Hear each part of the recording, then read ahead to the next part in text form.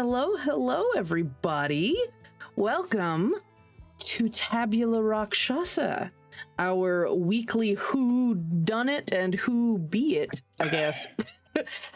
We are a one-shot series in which our players have no clue who they are or what they are, and it's a heck of a good time. I am Angela. I'm your storyteller or story guide. I think that's what I was calling it. I'm your story guide for today. And I have all their character sheets. They have none. It's going to be a good time. They're half excited, half terrified, and that's excited and scared is a very good combination. So hi, players. How are you all today?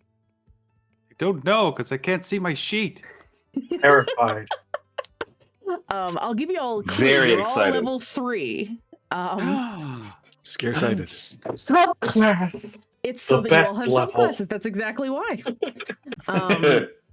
So I'm going to give you all a chance to say hello to our delightful audience in chat. Hello, audience in chat, by the way. And give me 1 second. There we go. So, I hope all the audience is doing well too today. Thank you so much for joining us. So anyway, I'm Angela, and we'll basically do it in alphabetical order based on the Discord. So, Brandon, why don't you go first? Hello, I'm Brandon. You just tell them who you are and anything you want to say to them. It's fine. I don't know who I am, so I may be Brandon, I may not be Brandon. So we'll see. I'm pretty sure you're not Brandon for this game. Just letting you know. Okay. I'm sorry. I know that's harsh to break to you right at the offset of game, but onset of game. I'm actually playing Brandon. Oh, okay, cool. Thank you. That's good to clarify. Let me change that on the outline or the overlay. All right, Matthew, can you go next? Just say hello to the fine people. Hello, fine people. My name is Matthew. I use I use he/him pronouns, and you can find me on a few different Nerdsmith things. I am the Dungeon Master for the Land Above podcast, which you can find if you go to nerdsmith.org, click the podcast button, Land Above. We are currently re-uploading some remastered episodes from our first story arc. And So exciting. Going to be going into the rest of the story from there. So yeah, please join us for that. Heck yeah. And you can follow, you can get info about the Land Above. If you want, Matthew, you can DM me like the Twitter account for Land Above. Or you can join us on Discord because Matthew tends to post when those episodes go live. So you can join us on Nerdsmith Discord to chat about the show. But yeah, we are. Thank you, Matthew. So happy to have you. Paladin, why don't you say hello to the fine people? Hello, fine people, and no one else. I'm Paladin Hulk, just the fine Twitch ones. moderator for Random Tuesday, Little Red Dot, and Polished Cryptid. And tonight, I am playing someone I don't know. Isn't it freeing? Isn't it like... Is it? Is it freeing? I don't know. You gotta tell me. I'm so excited. I'm so excited. Okay, good. At least somebody's excited. Everyone else seems very like, what are you doing to us? Mm-hmm. All right, and RC. All right, so my name is RC. Hello, everybody. I just moved back to the country from Beijing, where I lived for 10 years, and Welcome. I have been playing tabletop games for the past over 20 years, and I'm very, very excited for this particular session because I love games like this where you don't know anything about the character going in, you get to discover it as you go. Very, very psyched for it. I am also very excited. Thank you so much, RC. Let me fix one thing, and oh, that's not it. You're seeing behind the scenes. You're totally, don't worry about it. You're totally not seeing anything. There we go. Perfect. Don't worry about what that changed. It didn't change anything important. Where did my tail go? So, let's, let me think if there's anything else to kind of run through really quick before we started. So we at Tabula Rakshasa, we are part of the Nerdsmith Network. If you want to find out more about us, you can find us on nerdsmith.org or on our Patreon at patreon.com/nerdsmith, of which we still have a few days left in October, so it is still technically Halloween season. And we are part of a Patreon A club, which A stands for accountability, but also awesome people. We are running a all treats, no tricks Halloween event on our Patreon. If you go to our Patreon, we have a pinned post on there that is some free Halloween content for you. I designed an inspiration document, not so much a module, more just springboards for several ideas for you to run a game called Welcome to the Estate, which is based off of the short story A Most Dangerous Game, or The Most Dangerous Game. I think it's The Most Dangerous Game. But your players will be hunted by a bunch of ne'er-do-wells, and you can make them make that story your own. So I've provided a bunch of inspiration stuff for you to play that.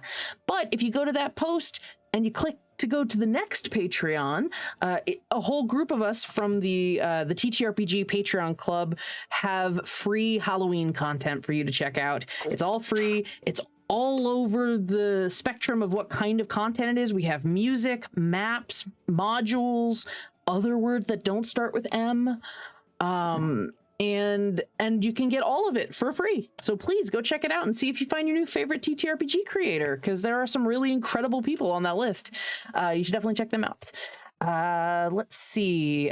We are sponsored by some incredibly cool people. World Anvil, of which I think I will be putting a page up for at least the parties of each of these sessions so that people can check them out.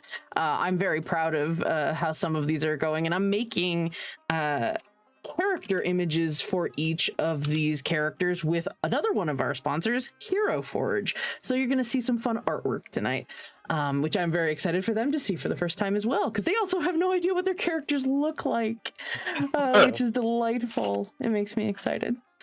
And let's see. Finally, last but certainly not least, Die Hard Dice, of which I still haven't fixed that. That's not our product of the month.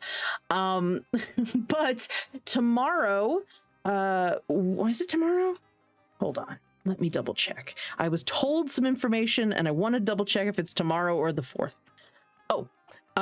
Tomorrow at 12 p.m. Mountain Time, which is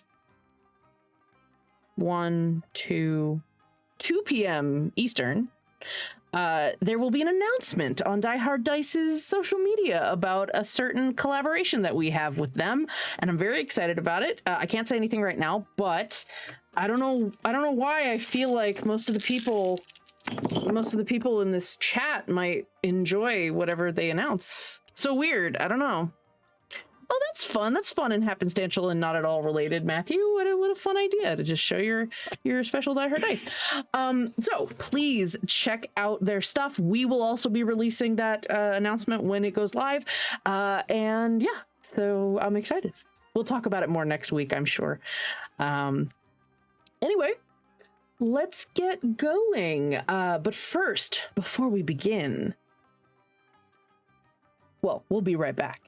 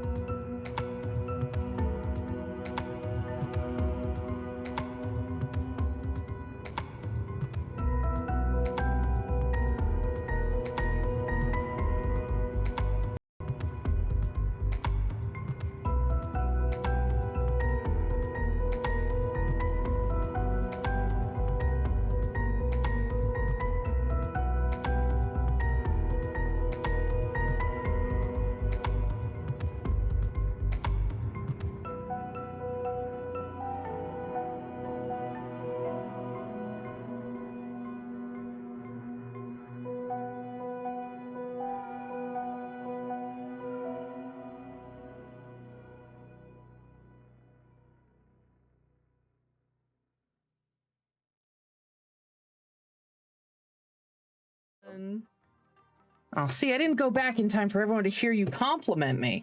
I can say it again. I can say, what a great intro. That was fantastic. Oh, thank you, RC. really That's was. very kind Really of was, you. yes. All right, so welcome back. And let's get started, shall we? I would like, just to start out, if everybody could please give me an initiative roll.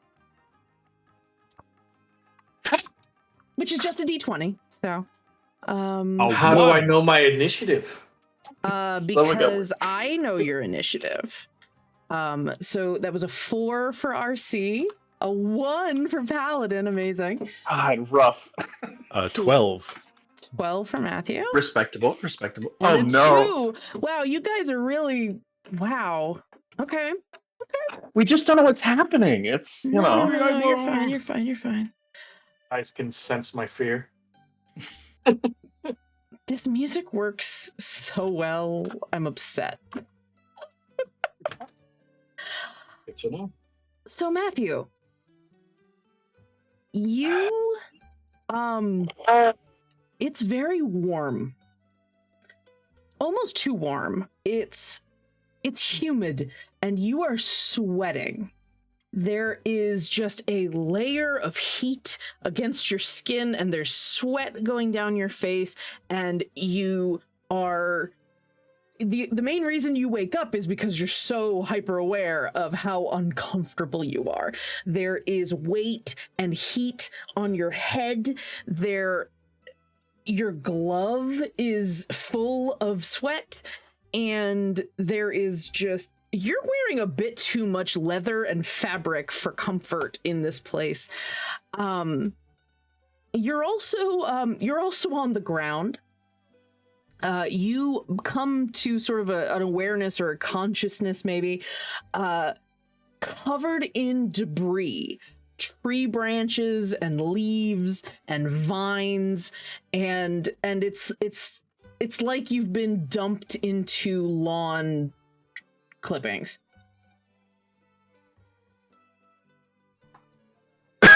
What? What do you do? I try to find my way out from under this debris. Okay. Give me you don't have to do a roll for that. You sort of shove your way out of the lawn debris, and you emerge from what feels like it was a not so much a pile. It wasn't like someone was raking leaves. It's more like something fell on you, and you see just in front of you a knocked over tree limb, like a big branch. Like, that is very lucky. How big is this tree branch relative to me? Very, very big. Very big tree. Oh, my goodness gracious. Lucky that didn't end up on top of me. Yeah. You see that you are in, well, it looks like a storm hit. There's fallen trees and it looks like overturned tables, and there's, you hear some like little animals as they seem to have swarmed one of the tables and are just like eating a buffet that got knocked over. Are these like rats or squirrels, or what kind of animals do these appear to be? Squirrels. There is something that kind of looks like a lemur, maybe, or like some sort of feline or primate looking creature. Kind of weaselly, but the size of a cat. From the description, it sounds like I'm outside. You are outside, in point of fact. What does it appear to be? Nighttime, daytime? No, it is one of the reasons that it's so hot, it is the dead ass of the afternoon. You don't see much of the sun. The canopy above you is way too thick to see anything, but you just feel the pervasive heat, and there's sunlight coming through the canopy. All the leaves above you have a lot of light reflecting through them. But you are technically in the shade. All right. I'm going to look at the buffet table that's being devoured by these critters. Mm-hmm. Oh, I guess I missed the early bird special. All right, let's see. Matthew, as you start, kind of shaking out from all the leaves and things you're covering, the sweat coming down your coming down your head is, like your vision of the sky above is a little offset by the fact that you have a very wide-brimmed hat on, which is one of the reasons why your head's so hot. Kind of wide-brimmed, kind of tall, almost like a little pilgrim hat. It's got a buckle. Take my head off and fan myself with it then. Mm-hmm. I'm loving Brandon's faces right now. He looks so accusatory. Like, you don't know shit, man. Like, calm down. So it's a heavy woolen sort of essentially a pilgrim hat. It has a big buckle and a leather bound belt around it. It does help a little. You can kind of generate a little bit of wind. As you're doing that, does this buffet table have a tea set on it? Not anymore. It shattered. You see a couple of cups, and you definitely see the shattered remains of a tea kettle. There are a couple more tables around, and a relatively a beautiful chair that is sort of centrally located, and it is made of, looks like living branches and vines. Empty, currently unoccupied. I'm trying to think. I don't suppose I can remember what I'm doing here, do I? Or how I got here. No, it's really weird. You're trying to place what happened, and you don't. It's a bit of a, no pun intended, a bit of a whirlwind. You don't remember much of anything, and then as you try to kind of step back, you don't remember much of absolutely anything. You are very foggy on literally any details about your circumstances, including who you are and what you're doing here. Don't suppose I got bumped on the noggin there. This is give me a medicine check. Medicine check then. Sure. That's a 14 on the die. A 14 let's go. in medicine. Okay. Let's see. With a 14, you have... Well, my skull's still there. With your 19 medicine check, you're actually pretty certain that, well, you did bump your head. You got a bit of a goose egg on the back of your head. But you do glance behind yourself, and you do see that there were pretty big branches behind you when you hit the ground. So that could be why you're a little confused, but it feels more like that's just why you have the big bruise on the back of your head. I'm going to put the goose egg in my hat and save it for later. It's already in your hat when you put your hat on, so that's convenient. RC, as... I realized that I didn't check your initiatives, so I should actually see if the 1 and the 2 and the 4 have any impact. Oh yes, RC, you actually have a significant initiative, considering you only rolled a 4. RC, you hear someone kind of talking to themselves a little from below, and you're kind of like up in a very uncomfortable position, up in a tree. Like it looks almost like you were blown up into the tree. Ow! No! Matthew, you hear a voice above you in the treetops. This is really uncomfortable. The tree is creaking a little uncomfortably. Are you okay, Mr. Tree? What? I sort of look at myself. I don't think I'm a tree. Am I a tree? You are not a tree, but the tree is a little uncomfortable under your weight, it seems.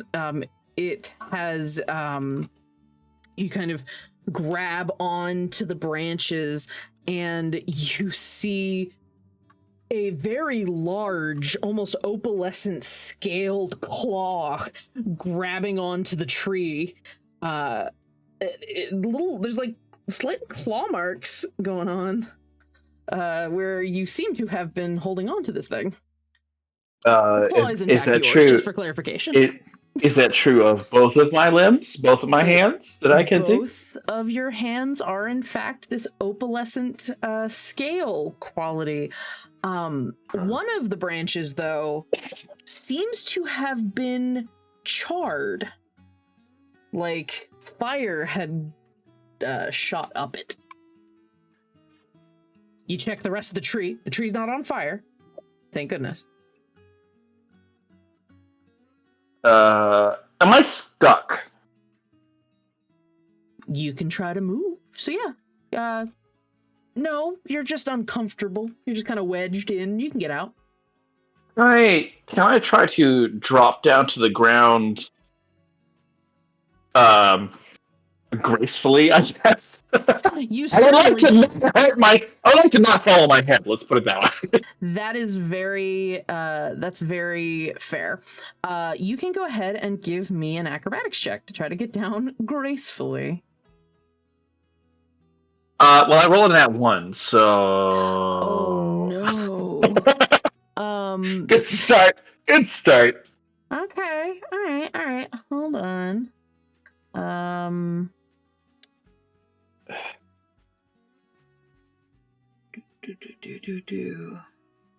Just double checking something really quick, because I am trying to remember 4 different character sheets. You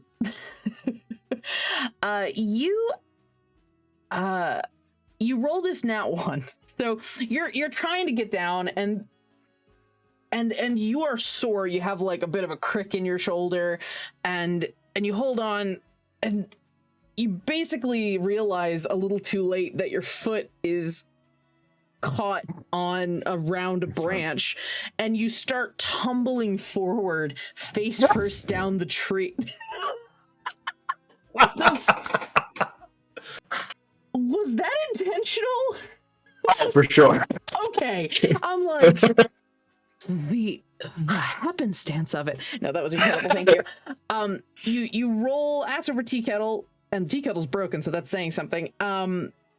And you grab for like anything you can as you're falling, and you just claw into the tree and start slowing yourself down, and you grab on your feet down the tree. And this is a pretty fucking tall tree too. It's probably like about 50 feet tall, and you are scraping your way down like a cat that doesn't want to go to the groomer, and you touch the ground and you don't break your ass. Like you actually did okay. Yes! It just wasn't the most graceful way of starting to get down the tree, but I mean, clearly it was the best option available to me. yes, with your nat 1 acrobatics, you rolled a 7 acrobatics, so you weren't actually doing that bad. So yeah, Matthew, you see a huge dragonborn fellow seems to be covered in, like I said, this sort of opalescent scaling and doesn't have much by way of shirt. Not that he needs it. But he's buff, very, very sinewy, very muscular, and has very simple rags and wraps around his wrists and around his legs. And now that it occurs to me that you see that means that RC sees you. RC, you see a very short, very pale little fellow in leathers and with a scarf over his neck, and appears to be some sort of gnomish man with very pale skin, almost luminescent, and his eyes glow with just a little bit of like a bluish color, and you can tell that on one side his pupil is super small. You also note, and this is something that Matthew, you only have started to realize as you're getting your bearings, your glove is covered in sweat on the inside. The hand that has skin, because you have a skeleton hand on the other. Not bloody. It does not seem to be a recent thing. The skeleton is very much, or the skeleton hand is very much just dry and just hanging out there. Still moves. Doesn't seem to have much by way of like muscle or ligaments or anything, but it is completely under your control and functional and attached to your arm. Under my breath, hopefully not to be heard, but I can't help but speak it, I mutter, I've heard of losing weight, but this is ridiculous. And then I say, do you have any idea what just happened? I think you came out of the tree. Before that, how did I get in the tree? Why was I in the tree? Oh, that I don't know. I just woke up a few minutes ago under the pile of bric-a-brac over there. Okay, well, is there anyone? And I look around. Is there anyone else here? The very panicked Dragonborn glances around, and RC, you see the same sort of mess that Matthew did when he woke up, but give me a perception check and let's see if you see more. Oh, that's a 12 on the die. That's much better. A 12 perception. Okay, so your 16 perception is very good. You very quickly survey the area, and you note that there's a little bit of a wind in the air. The breeze is hot. Like, God damn it, why is it so hot here? You're not sweating, because I don't think lizards sweat. But the Dragonborn starts panting. It's very hot here. But you note that, yes, there's a lot of these tables that have been knocked over. There's chairs. There's dirt has been kicked up. Some of the grass looks a little singed on this. You're in a clearing that seemed to have been set up for some sort of gala or party. You don't see anybody, or you don't see like a lot of people around. Though you do catch actually, let me see who's next. 2, 1. Hilarious. You do catch 2 figures moving at the exact same time because you guys ended up balancing each other out with your initiative bonuses. You see a pair of metal feet sticking out from under one of the tables. And you see a half-elf man sort of draped on the ground with a a garland of flowers, like a bouquet that would have been like a table setting, just sort of smashed on his back. He's just face down in the grass. Which one of them is closest to me? I would say that the half elf is closest. I walk over. I need to get out now. I'll pick him up by his shirt sleeve and sort of set up, and then I brush him off. It would be really nice if this person didn't haul you up, but you're just like, oh god, as you're picked up by a massive dragonborn. Like, well, hello there. I don't. What? I'm very confused. Me too. Why did you pick me up from the ground? Because you were on the ground. Where? Did you want to be on the ground? I would prefer the ground, actually. I will gently lay him back down on the ground. Thank you.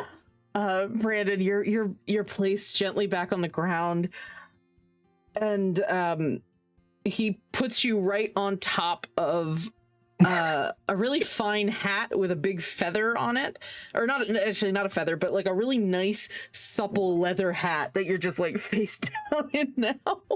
Oh, this feels so good. And you just rest there, I guess. Yeah, the hat feels very nice.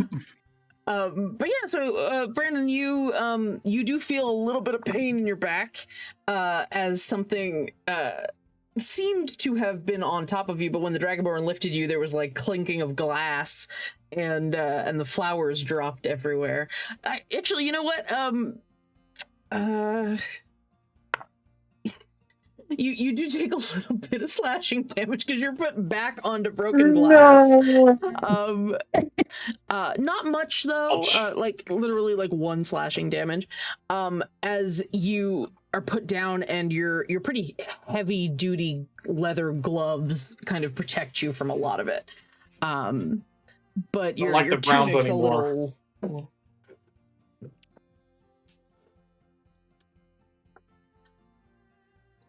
And you see these fellows, Matthew and RC, you see a tan, almost olive-skinned, I almost said tiefling, half-elf or elvish person. They have blonde hair, it seems like it's maybe braided in the back.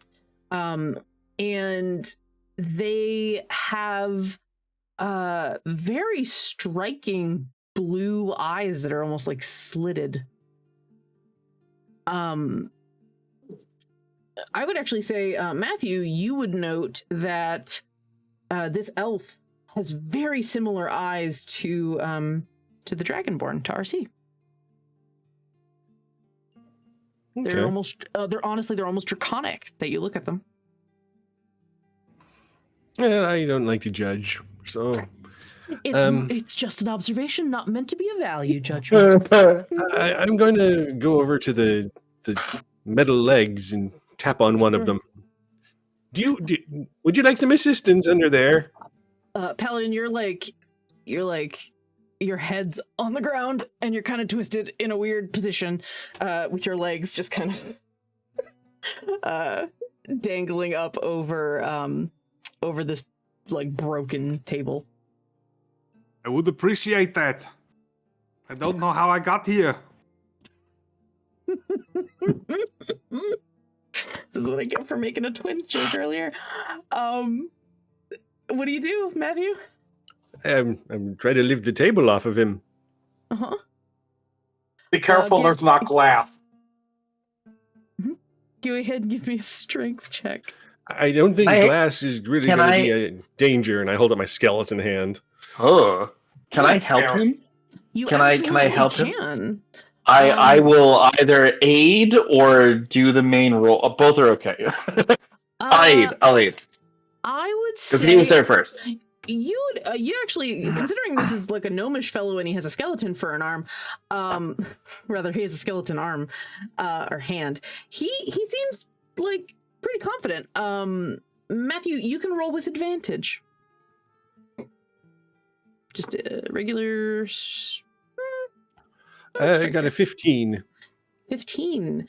So with your 19, you are let's go. surprisingly strong. You're just like, go. all right. There is something weirdly. There's something weirdly familiar or weirdly comfortable about lifting slightly prone forms off the ground. You're not sure why that feels very familiar to you. And Paladin, you are kind of hauled a little bit up by this very tiny man.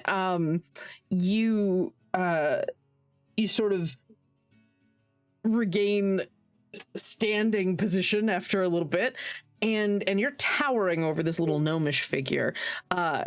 Matthew, you see a really tall, very dapper dressed man who seems to be a construct of some kind. He's covered in his face is completely sculpted or I guess made out of metal, and appears to have almost like a little monocle that has a slightly brighter, a little orange light, whereas his other eye is a little blue. And he's kind of dressed like a musketeer, to be honest.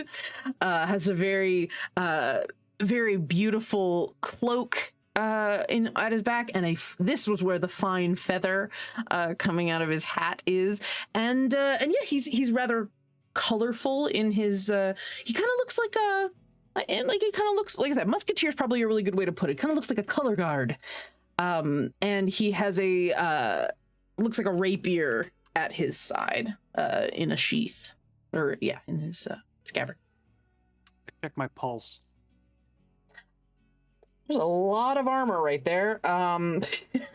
You have gloves on, so you can't quite get a pulse, but if you look underneath, there is metal and wood sort of sculpted together in this beautiful, ornate, very very artisan designs. You seem to be some sort of artificial person. Excellent. My friends, I think there's something wrong. I don't have a pulse. I might actually be dead. I run over and do a medicine check because I am terrified of one of the only people that I know now being dead currently. Okay, My go ahead and eyes give me a bloodshot. medicine check. That's never a good sign. I roll a 5. Okay. So you have a 7 medicine check. He sure don't have a pulse. That's concerning. Oh my god! Are you dead? Are you dead? How tall is he compared to me? He's No, a little taller. and I was he's so a little young, lanky, too. but a little taller. Maybe 4 or 5 inches. So I reach up and grab his shoulders. Are you dead? Maybe. I hug him. Oh, I had I so hug him back. Oh my god. I never went ice skating. No! Ice skating's awesome, I think! What's Uh-huh. ice skating? Oh my god. They're skating on ice, clearly! Oh, Give me a wisdom check, RC. That's a 5 on the die. Oh, I'm rolling great today. Fantastic. So, Art imitates 7. life, as they say. You haven't you're pretty sure ice skating is fun. It seems maybe a little bit hazardous, but yeah, you feel like you would like to go ice skating at some point. And it seems refreshing. Seems like you could really just something very instinctively It's a exciting. shame. It's truly a shame that this dead gentleman I'm talking to currently could not have gone ice skating in his life. So That is what tragic. I'm getting from this. Yes. Very tragic. If I am dead, then this must be the afterlife. Oh, that doesn't sound right to me. I don't think I'm dead. can I check my pulse? Really? You absolutely may. Brandon, go like to, ahead. please. Go ahead and give me a medicine check. Please no run. Please no one. It'd be incredible. It's an 8. An 8? Perfect. That's not that bad. That's better than nothing. 8, 9, 10. You have a pulse. You're pretty sure you do. I'm pretty sure I'm not dead, so this probably is not the afterlife. Hmm. Should probably ask the guy with the skeleton hand, though. Oh. Am I one of your zombies?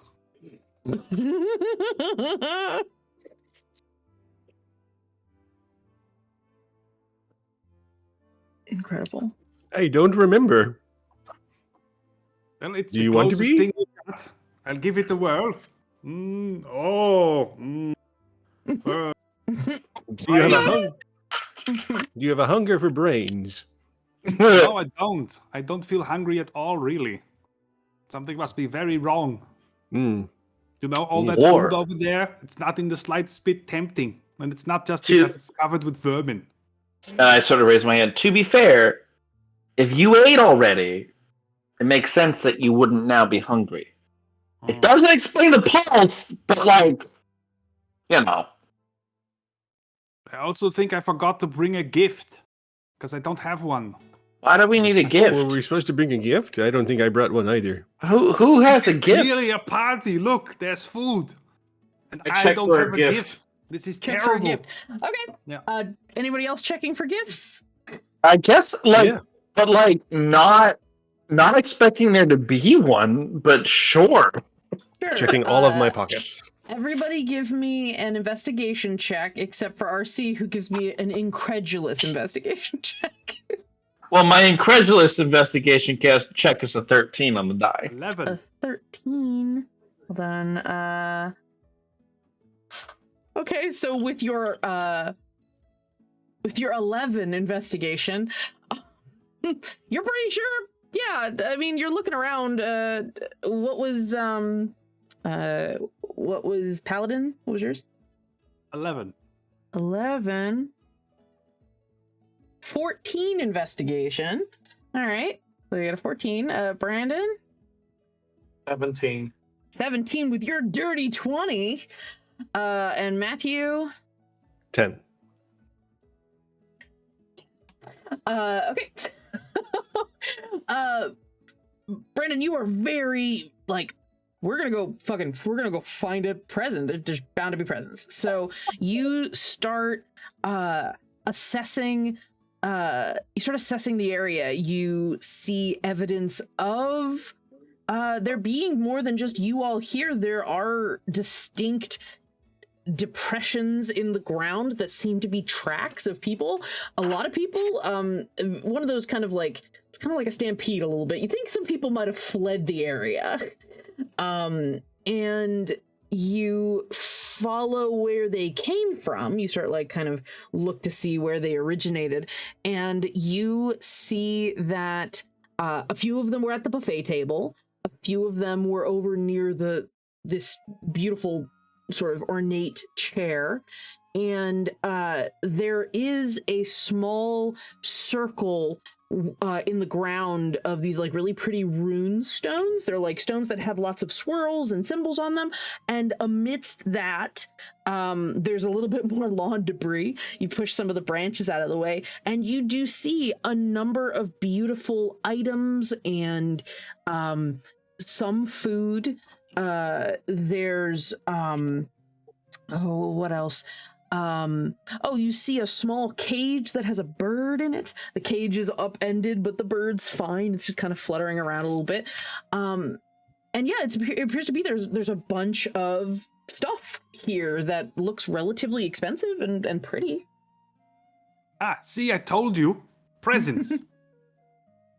I found a flying thing that's fluttering in this kind of cage thing. I don't know. Should we let it go? It's a Do little you think that is the songbird. present that you gave? It's probably the present that I gave. Perhaps it has your name on it. Nothing I should be check kept for a in a name tag? cage. Nothing should be kept in a cage. We should let it free, and if it wants to be here, it'll come back, right? Right?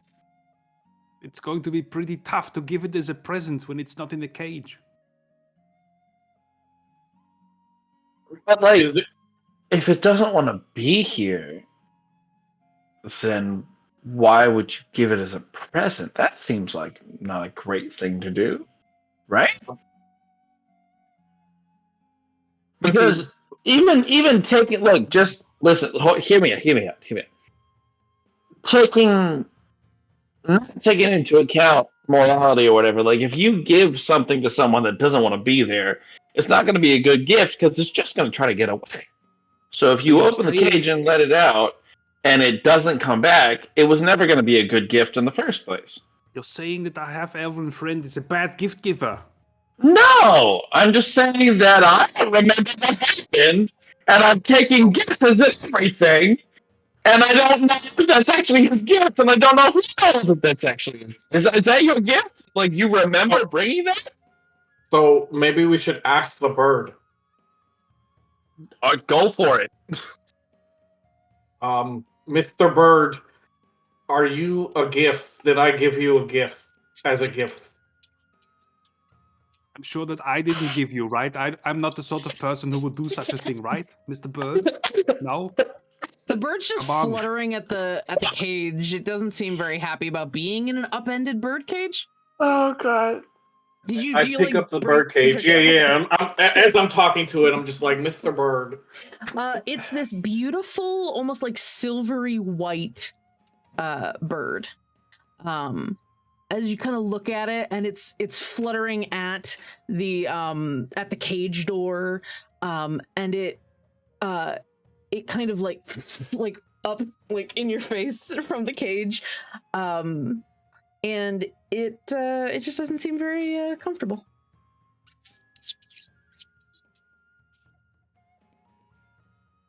Does anyone speak bird? I don't think so.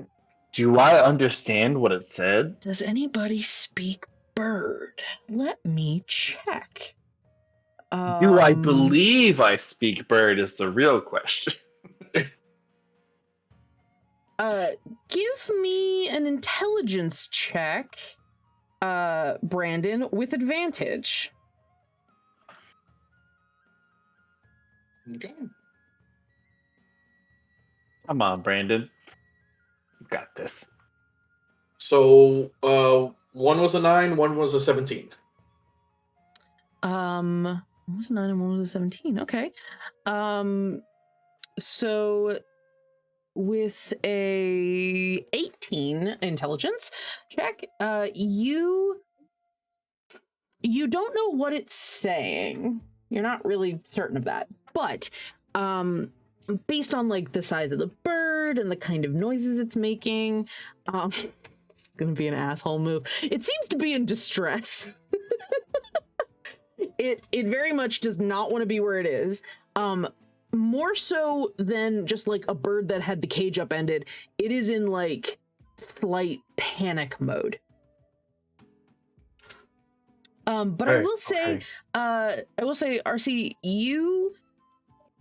you're like, oh, this poor bird shouldn't be in a cage, and like a little chirp of the birds freaking out sort of hits some language part of your brain, and you hear it, and you hear not right. Like you know that's what it said in that little chirp amongst all the chirping. I'm opening the cage. It's not right that it's in there. It knows it's not right that it's in there. I'm opening the cage. Fuck it. Okay. So you reach over to where Brandon is and you try to open the cage. Brandon, do you let him open the cage? Yeah. Okay. So you like, there's a little bit of a locking mechanism and you're like, fuck it. And you just pour out, it's not that complicated of a cage. You rip it open and this white silver bird bursts out of the cage, and like a millisecond after it exits the cage, you see the bird free! like Free Willy. You look up as the bird just gets a little bigger, less of a tiny creature, more of a small creature, as it becomes this almost serpentine looking draconic creature. And it does a little swirl around the space with these feathery wings.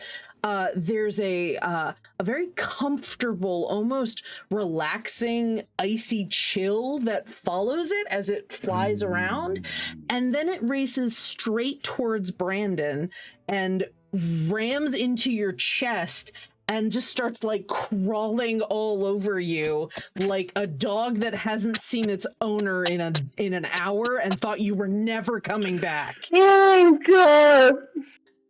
Oh, this is a great present. Look at It's that thing. attacking It's me! amazing. Kill it now! It's attacking me! No, it's. Are you hurt? Are you hurt? Because like this is the quintessential love it and let it go when it comes back. This is fantastic. This is great. This is It could great just be a news for fluke. you. Let's throw it away and then see if it still comes back. Okay. Anybody I wanna do that? consider. I can. That's. Look, once is an accident, twice is a pattern, right? So like. Exactly. Someone take it. I don't want to touch it. I don't want to hurt it, right? But I'll like lift it off and then just like let go and see what it does. You pick it up and it kind of crawls up your arm and also sort of snuggles and like nips a little bit at you in that playful way. It not like full on. It has more of a beak than teeth. And yeah, so it's just kind of. Can you get right there? Can you get right there? Just can you get right there? It's attacking you. See, I told you it's evil. Kill it. Nah, this is great. This is It fantastic. seems to like the two of you. What about a slightly evil-looking gnome friend? A skeleton hand. What? Why is he evil? It's not his fault that he doesn't have flesh on that hand. It's not. I looked at him. It's not. Yes, It's not your fault, right? It's not your fault. Well, if he's Is that evil your- and is that you're your- the zombies, then you're both Is it your evil. fault? Is it your Could fault? be evil. I I think do you're feel like both- I want to pick up all these presents. So We shouldn't leave these presents here. I don't think because if smart. Yes, I pick up the biggest present. This one is clearly from me. The biggest present. Okay. Give me a D100. That means I have to pick up another die. Yep. picking things up and putting them down. 53. 53. Oh no. Okay. You find a bag and you pick it up and it's pretty hefty. And you open it up and there are a bunch of you get a glow. Everyone sees a big glow kind of emanate outside the bag, and you look in and there's a bunch of dead birds that all no, look I like was they're wrong. slightly on fire. This one is actually from you, and I'll hand it to the gnome. Oh no! Oh, Fix it! Fix it! is it broken? It's probably broken. I mean, they're dead birds. They're on fire. They Well, have hold all on. of the- It's also they're- very hot out here. I don't think I need a personal warmer. The bag But is a it little could- warm to the touch. You do notice. It could be on purpose. Like maybe this person whose birthday it is that we don't know, and I'm assuming birthday, but maybe it's not birthday. Maybe they just like dead birds. But why would we give them a live bird that turns into a snake? That doesn't make any sense. Maybe the Oh, presents you're are right. ours. They're for Oh, is us. this party for us? Maybe. Well, like I followed the tracks, and the tracks. A lot of people were running that way, and it seems like the presents were here. But if that creature that is snuggling the opalescent dragon, if he likes both of us, that means that creature is ours. Yes. I look down at Finders myself. Do I keepers, yeah. appear? Puddlers- Do I puddlers appear to be a keepers. dragon? Because I haven't looked at myself yet. So I look down at myself. What do I see? Yeah, you look like a reptilian creature of some kind. Your skin, like the smaller scales on your body are very like Brandon said, very opalescent. So white with little shimmers of pink and purple and blue and green. But then there's also like these harder, bigger growths on your arms that look a lot harder. They look almost crystalline.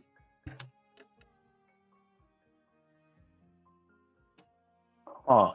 But you like touch your face, you got a big muzzle and there's big ass teeth in it, and you got a little bit of horn going. Like you have a ridge going up your head. A little bit like a mohawk.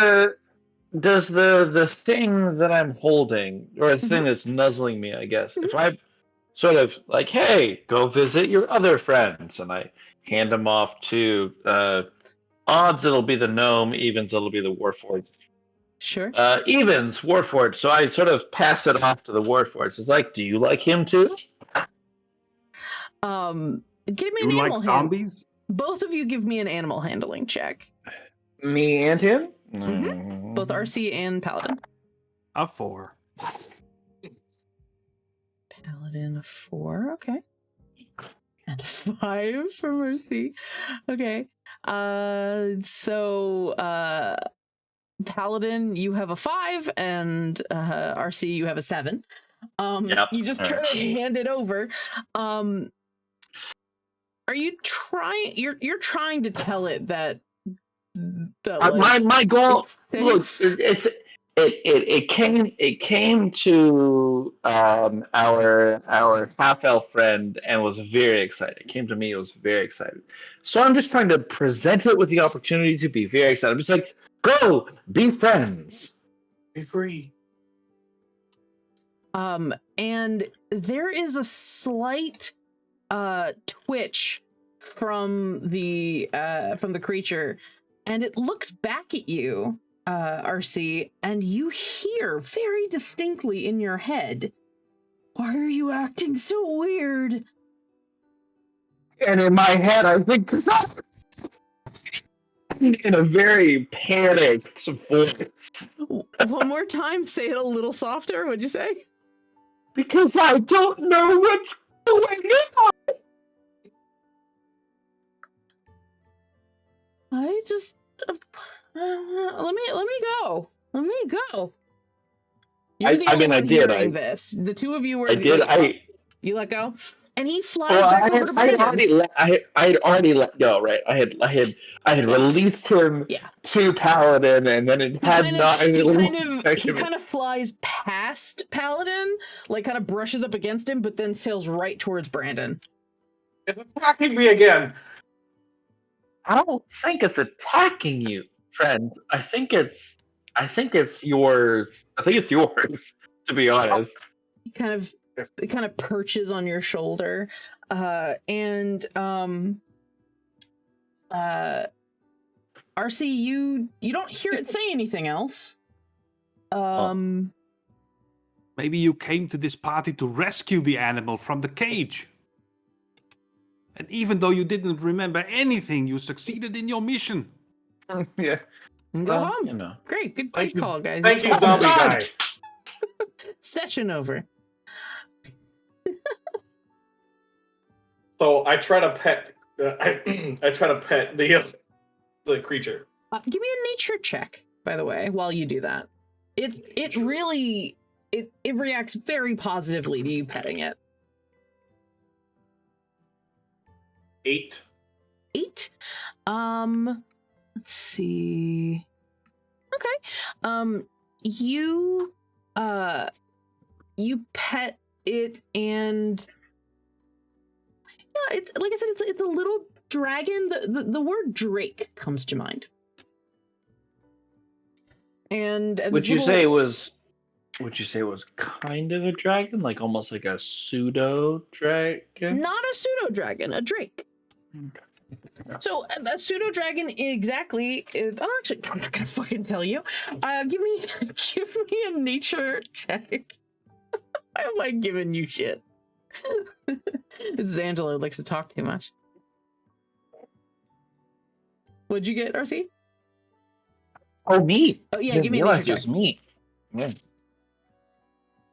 I rolled an 8, which I believe gives me a 10. All things considered, unless I have it. No, it doesn't. It gives you a 6. You're not like super smart. Yeah, Wait, I you're thought not it was sure. wisdom based. I'm sorry, I thought it was wisdom based. Nature is an intelligence based skill, which I call no. bullshit on sometimes, but yeah. No, that's fair. My int is definitely a -2. I've got some numbers. All right. You're like, what? Pseudo dragon. That's clearly what it is. It's not. It's like a dragon, but it's not a dragon. So it's like a kind of pseudo dragon. Pseudo dragon. That's a thing. The Drake looks at you and just goes. I hiss back, I guess. With what As intent? another- What are you as trying another- to tell it? Like, fuck you. Like fuck off. Like fuck off. I'm doing the best I can here. Like I'm a pseudo dragon. You're a pseudo dragon. I'm sorry that we're not both full dragons. We're working with what we've got here. Like he's I mean, like fuck what? From me is the emotion I'm trying to convey. As you try to convey meaning to the Drake, you get another little flicker of voice in the back of your head from the Drake as the Drake says, "Why is Yuri being so weird? Does he not like me anymore?"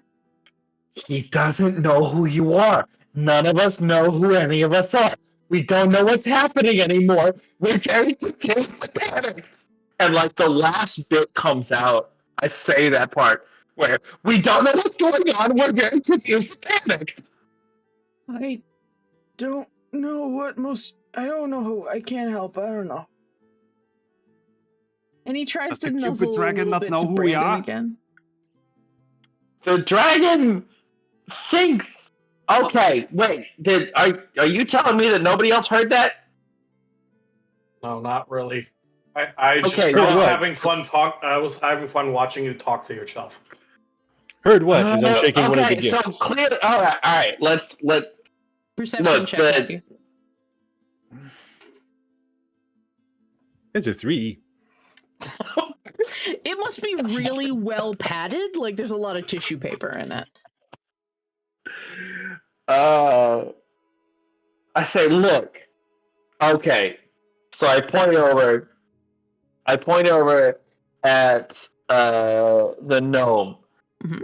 I point over the gnome. I say, I'm gonna call you Skeleton Hand, and then I point over at the half elf, and I say, I'm gonna call you Pretty. Shut up. And then I point over at Paladin.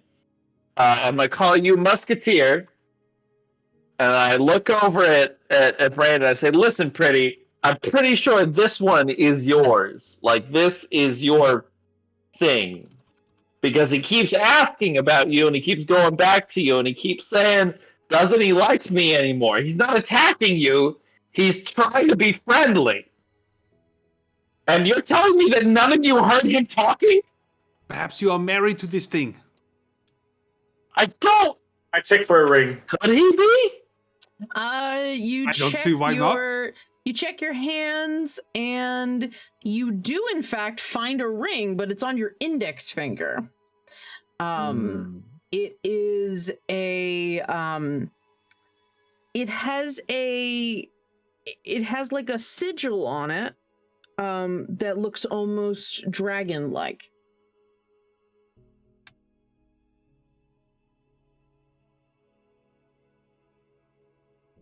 That's very pretty. Hey, that's my name. As a Skeleton Hand. As a clarification really quick though, RC, you heard the Drake say, "Why doesn't Yuri like me anymore?" I'm sorry, I did not hear it's that. okay. Okay, It so happens. It's okay. so I say, oh no, wait, hold on. I'm remembering something that was just said, as though it was said a long time ago. Mhm. I point. I say, you're Yuri, because your friend here said that that's your name, and he knows better than the rest of it. Because the fuck, I don't know. The Drake Oh, like fidgets a little bit when you say his name. When you say the name, kind of squeaks out. To be clear, that's Brandon we're talking about. Right? Correct. Brandon Okay. is being nuzzled, and the Drake is squeaking in an affirmative. Okay, so we know your name now. Your name is Yuri. Yes, That's one down. awesome. That's It's one You're down. Yuri. Down. I liked Pretty better, but I guess Yuri's gonna have to do. We can put that as a connection. So you're Pretty Yuri. Your name Pretty is Pretty Yuri. Yuri, Yes, right? yes, I like that. I like that better. Mhm. I think that's fantastic. Totally down to call you Pretty Yuri. All right. So can All you right, maybe PY. ask the dragon Drake thing if it knows your names? Can you not talk to your own wife or husband or whatever? No, he's fine. You should talk to him. Maybe you're a marriage counselor. You That would should. explain everything. And I sort of stop and think, hey, would explain some things. I'm I'm not. out now. I don't think I'm married because it's not on my ring. It's on this finger and then on this finger. So That's so outdated. You have to go with the times. Different There are finger, man. times- Buck Yeah, tradition. first finger, first wife. No, you can't. Brandon? No. Oh no! Even the polygamous relationship that provides like a hierarchy, that's not a good thing you want to answer. No. So It's I just feel like I'm numer- gonna it's use just- that in another It's just form. numeric. It's not hierarchical. It's just That's not how it counting. works. That's not how it works. People don't think that way. Technically, your first spell should be on your thumb then. Well, technically the thumb is not a Well, finger. 1, 2, so- 3, 4, Oh. 5. So like we So you're can only talk allowed about. to have you're only allowed to have Wow. 8 spouses. 'Cause Look, your we can thumbs don't count. semantic this, but I'm more curious to know if the Drake knows her name. Yeah. Sure. So you think you realize you do realize that like in your panic state you were talking, but you don't have to talk to get this thing to respond to you. Me or It seems like you RC. It seems like you can think at it and it's thinking back at you. Okay, so I go. Okay, well, if his name is Yuri, what's my name? What's Skeleton Hand's name? What's the non-pulse man's name? Non-pulse Because Incredible. I know the word war form. Some guy Incredible. is what I got. man. No, it's incredible. I appreciate it. It's very good. You hear the Drake sort of flutter between all of you. And every time he lands on somebody, he seems to say something different. He goes over, so he says Yuri as he kind of flutters around Brandon. Flutters near actually kind of flies over to you, RC, and says Kel. Cal? Kel, Kel, Kel. Kel. Not cacao like he did? Okay. No, he stuttered. Who loves orange soda? Yeah, Dragonborn loves Kel? orange soda. Is it true? You just aged all of us. Listen, we had orange creamsicles earlier, so I don't want to talk about I had creamsicle kombucha a couple of days ago at a brewery, and I don't like kombucha, and it tasted amazing. Had a weird nose, but kombucha always smells weird, so. Anyway, just felt like I'd share. So this dragon flutters over towards Matthew and says, Alwyn.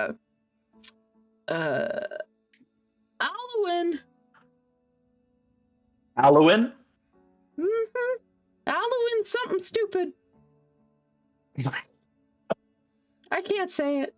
I don't know what it is.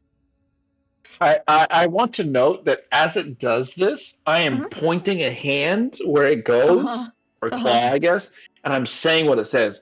Halloween, something stupid. Halloween, something stupid. Right, and then I keep going. And then he kind of climbs up the back of Paladin and says, "That's Giuseppe."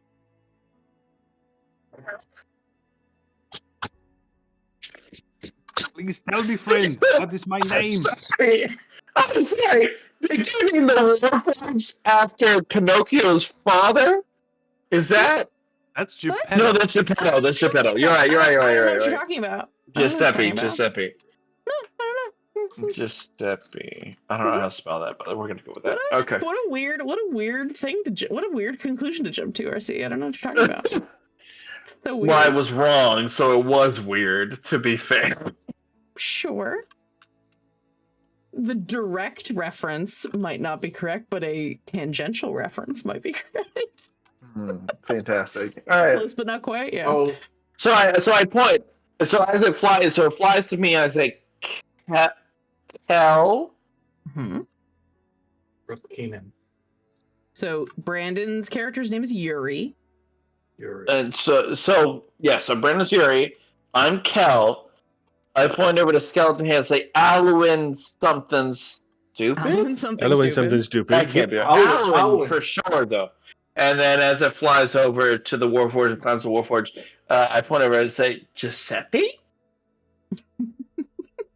That's a funny Giuseppe. joke. That can't possibly be my name. Come on, let's give the real one. What's the real name?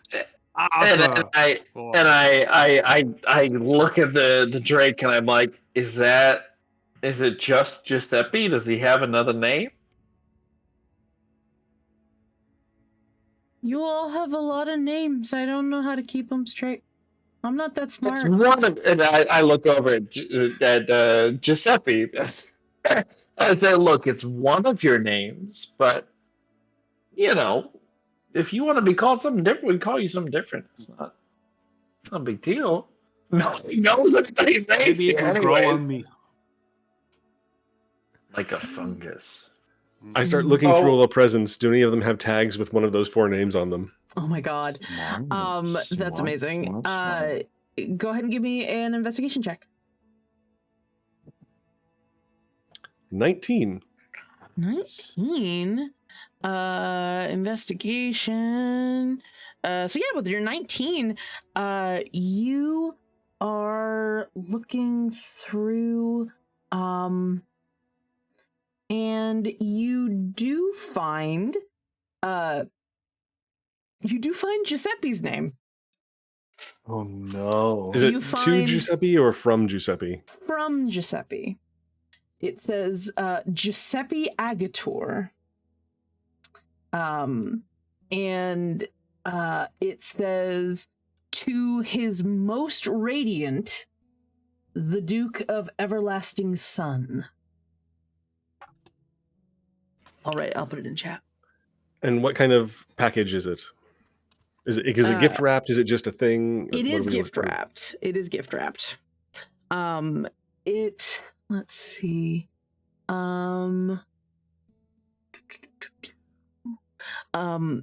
It appears to be like an odd shape that is just wrapped. It's not in a box or anything.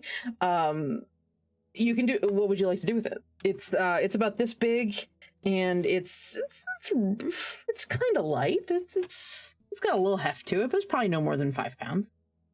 I'm gonna hold it up and this one says it's from Giuseppe Agator. Maybe that's you. Agathor is a good name. That's my name. It's really you need to use a little bit less Scotch tape next time you're doing this. It's a kind of tacky presentation, but here you go if you want it back. It says it's for the most radiant Duke of Sunshine and Rainbows or something. Oh, that must be you, Kel. You must be the most radiant Duke because you're shiny. Wait, me? Yeah. No, that doesn't. I don't think I'm a Duke. That doesn't feel right. No. Does it? Does it feel right? No. Maybe I I'm the dude because you call me pretty, so maybe. The pretty man. Yes, you're right. Wait, hold on. So that's a question. I called Yuri pretty, and then I called Yuri a man. Is Yuri a man from external? Yuri is mask presenting. Cool. All right. So I guess it could be Yuri. Give it to Yuri. Wait, hold on. Are we supposed to be opening presents that came from us? This just turns into a big Christmas morning kind of a situation where y'all just open presents. I think it's referred to as regifting. You're supposed to open it first. Before we. You can't re-gift something if you don't know what it is. That doesn't make any sense.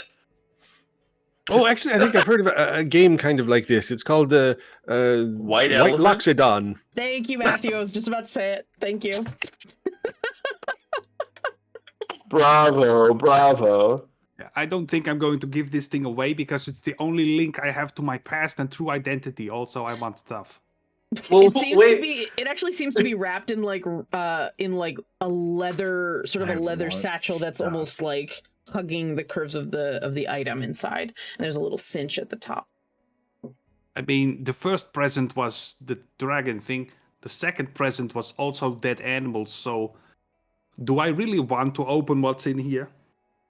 No, that's why I was gonna say maybe we should ask the Drake to see what we were supposed to be doing here, or we could go follow the that's so tracks. reasonable. Maybe you are the Duke. Probably. I have this ring, so I feel like I gotta be something. All right, Your Majesty. Incredible. So what do you do?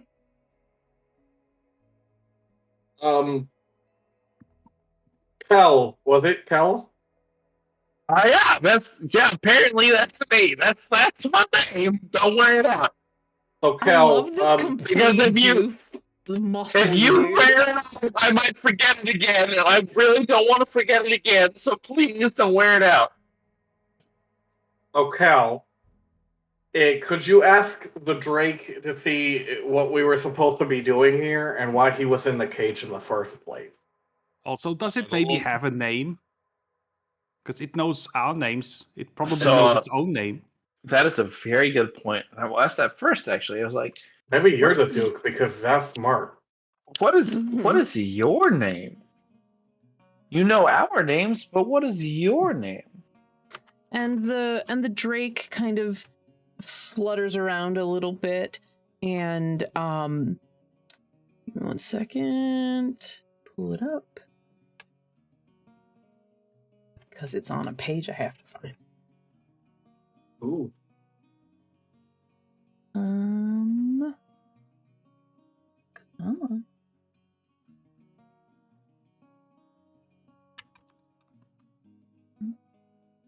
Yuri called me Moj. Moj? Okay, Moj. What were we supposed to be doing here? Because none of us can remember anything. Oh. Help us, Moj. There was a party. I remember that much. Yuri called me. I came when Yuri called me, and there was a very bright man. Pause for a second. I am doing my best to say this to everybody else as is said to me. Sure, sounds good. And so you're just relaying what Moj says. Exactly. There was a very bright man, and Giuseppe was supposed to give him a present, and then he said some things that seemed kind of mean, but like nice mean. It was weird. Like, it was nice, but you all got mad. And then there was he started yelling, and then and then you started doing your kaboom. And then something happened. Who did the kaboom? You did. Me. I did the kaboom. Yuri called me. I was normal, and then I was a bird. I wasn't right. He made me a bird. The bright man, he put me in a cage. He said that Yuri needed to give a present too. I keep explaining this to everybody. I didn't Wow, like we being got a so bird. much of this right. I didn't like being a bird.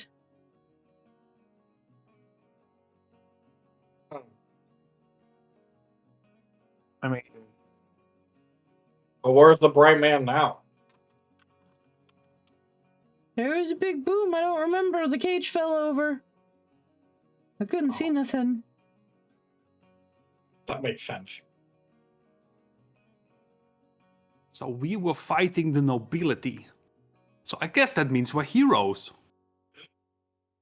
Or party crashers.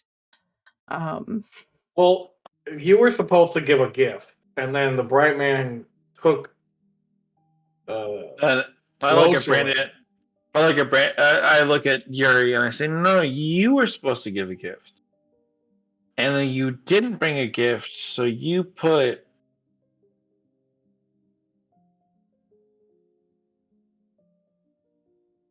The bright man put Moosh Well, in the cage. You put Moosh in the cage, or the bright man. Bright One of man. the two of you. Bright man took me, made me a bird. I didn't Yeah, like so it. I didn't do nothing. Well, I mean, I just didn't bring a gift. that's a thing that you were supposed to do that you didn't. I feel like that's sort of in the same boat as doing the thing that's wrong. Matthew and Giuseppe, since you're not interacting verbally here, each of you give me an insight check.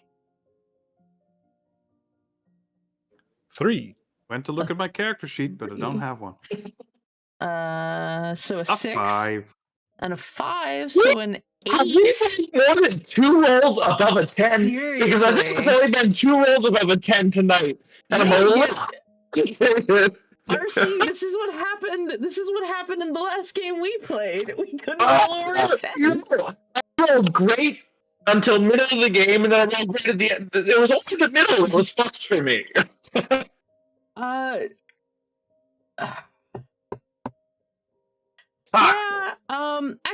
Actually, no. Giuseppe, do it with advantage. I forgot. You actually Yes. You have good reason, please. actually. Oh, a 16. Yes. 16. So with a 19 insight,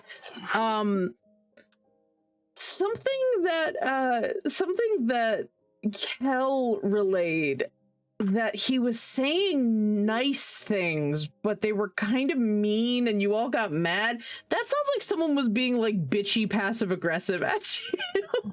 Like, it really sounds like somebody was just like, wow, that's a great bracelet. Where did you get it? Like, that's sort of what it sounds like. Like, just. Oh, he's a noble. Yeah. I get it. He's called it's... the Duke. That's just part of the whole thing. Yeah. Mm-hmm. That's yeah. Oh, we killed a Duke. Is that what you're saying? Sounds like Kel blew him up with magic or an explosive. I mean, he is a dragon, so I assume he uses fire breath. You know, maybe he breathes explosions. Wait, do it again. We'll stand back a bit. Yeah, maybe that's where all the char came from. Try to blow your breath out. Angela, yes? Mouse would like to know if donations for info are allowed this week. Oh, yes. Donations. I am so sorry. I forgot. There is a mechanic for everyone. If anyone would like to donate to the stream, any amount, we don't have a minimum or a maximum. Pick a player, and I will present that player with a hint or an important aspect of their character to help them along their journey. Also, I need to remind Brandon not to turn off his camera. Okay. Just Brandon, if you have to turn off the camera, just block it rather than turn it off. Gotcha. So yeah, Mouse, you're more than welcome to do so if you would like. I was checking something really quick. Okay, so Kel, your brethren are saying, hey, do a blow up thing again. Use your breath. Use It's your your explosion breath. All right, cover your ears, everyone. Uh-huh. Uh-huh. Is there something? So there's the tables, the gifts, there's the Mhm. tree. Is there anything else in the area? Go ahead and give me a perception check. What kind of thing are you looking for?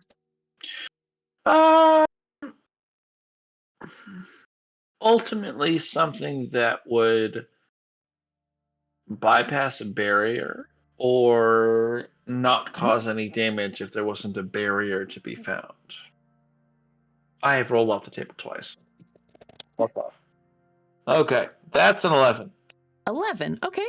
So that's a 15. So you're looking around for, are you looking around for something like safe to hit with a whatever they're telling you to do? So I was first looking for something that was like definitively in the way of Okay. moving somewhere. Sure. But if that isn't there, it's just something that appears inconsequential. Sure. You are in a clearing that is surrounded by trees. There are tons of trees. You can't really see past them. It's very dense. So honestly, you can aim at almost any angle. What was my perception roll total? You have a +4 perception. 15 total. Yeah, 15. That tracks. Is that right? There's that big chair if you need a target. That's probably where the book's at. That tracks. All right. Can I just say I adore that? If there isn't anything that is obviously in our way for whatever reason, I will just blow up the tree that was in front of us. All right. So That I fell out of because fuck that tree. Fuck that tree. Sure. You stand there, and you're aiming for a tree. You sort of gather yourself in the sense of, you're gonna... Okay, so you take a deep inhale, and you... What are you trying to... What is your intent when you do that? What are you hoping to happen? This tree, as I understand it, because I was stuck in the tree, this tree was a problem for me. So I am now a problem for this tree. You're Marie Kondoing the tree. I understand. I am returning balance to things. So fuck this tree because there is no reason for me to be stuck in it. Okay. There's no reason for me to be stuck in that tree.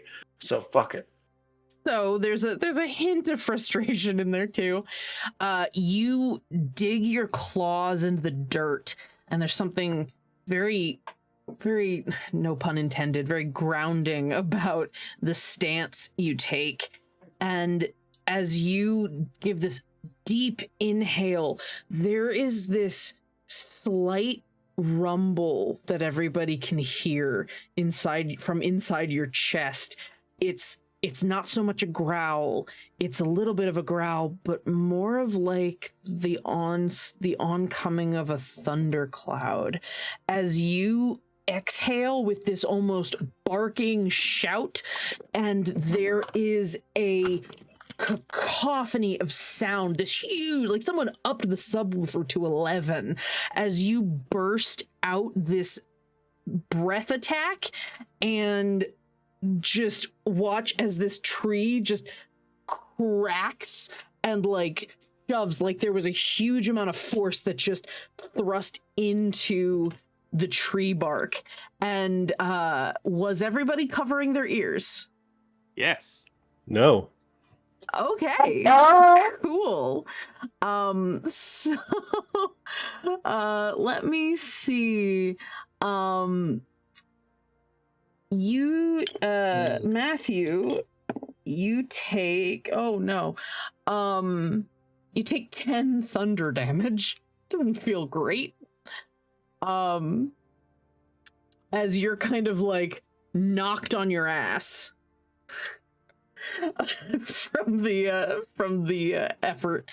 The rest of you take only 5 thunder damage, so it's not as intense. It hurts, like your ears are ringing even after you stop covering them. Oh shit! Do I take?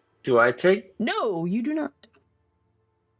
Yes. I want to do the damage. Wow, that was really loud. What? Do I take my hands off my ears now? Should I do it again? Can I do it again? That felt amazing. Please don't do that again. What? No? I think you killed our gnome friend. I don't. Go I over. can't hear what you're For the saying. gnome. Are you still alive? And I check his pulse, but on the wrong hand. What?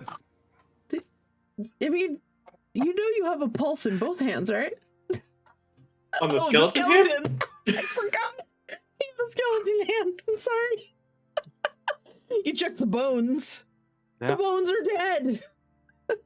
You don't feel You it. don't have a pulse. You are also dead. Things are going from bad to worse. Because I can't really hear and I don't understand what he's doing, I think he's trying to hold my hand, so I just slip my skeleton fingers into his. Oh, hello. God. They just I- grab You are on. not alone. There are I like am here with you. Here There are at the 8 end. levels of uncomfortable happening here. Most of them I'm are here with you, only my connected friend. at the beginning. What's going on? Is everyone okay? Can I take my hands off my ears now? Wait, is he alive? Is he talking to us? What are you Yeah, saying? that's Can you hear me? I can't. Wait. Hold on. Yuri can hear me. Pretty Yuri can hear me. That's excellent. Mhm. Alwyn, can you hear me? Alwyn, wake up. I He's can hear conscious. you. Yes, I can Oh, hear okay, you. okay.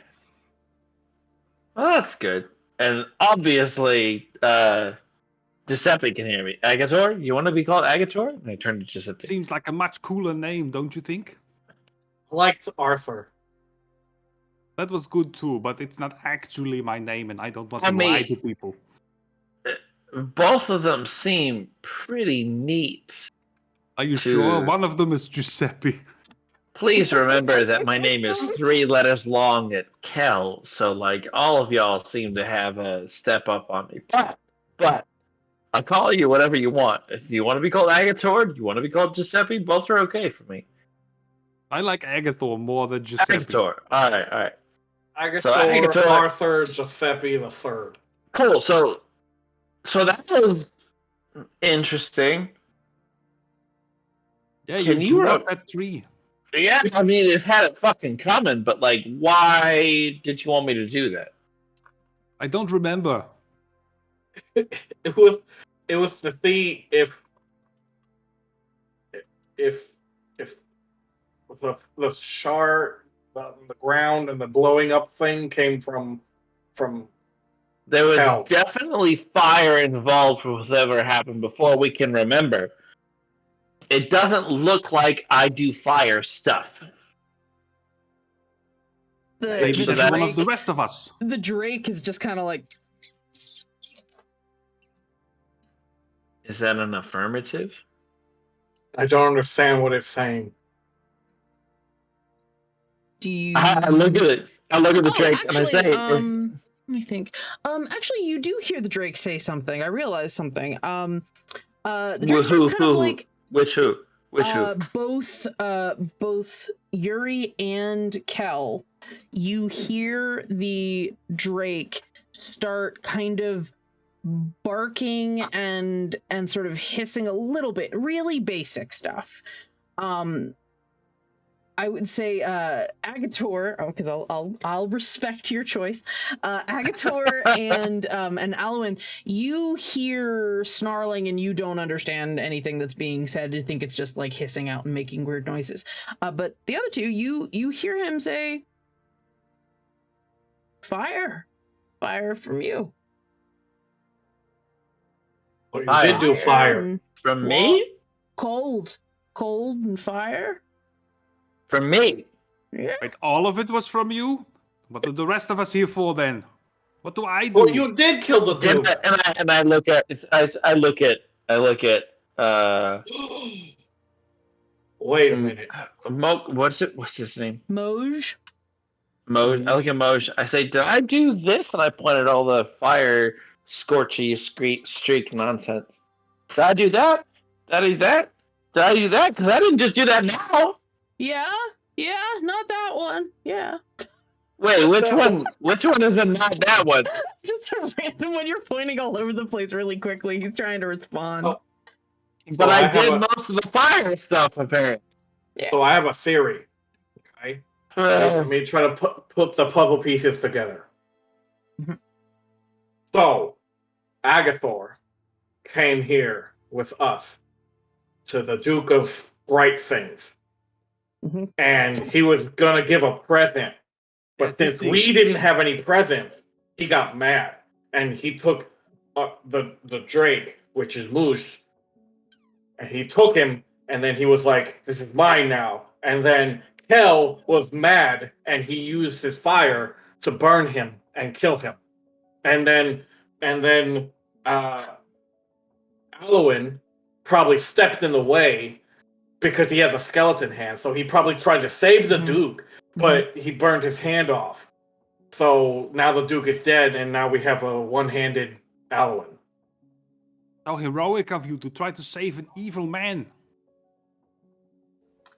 Does that mean? Hang on. Carry the. I hold my tool. hands out. Both hands, towards like a Um, leaf pile or something. And I I am guess- trying to burn the leaf pile. Could I have done this? Is Moj correct? I'm just like, ah! You tried to burn the leaf pile. And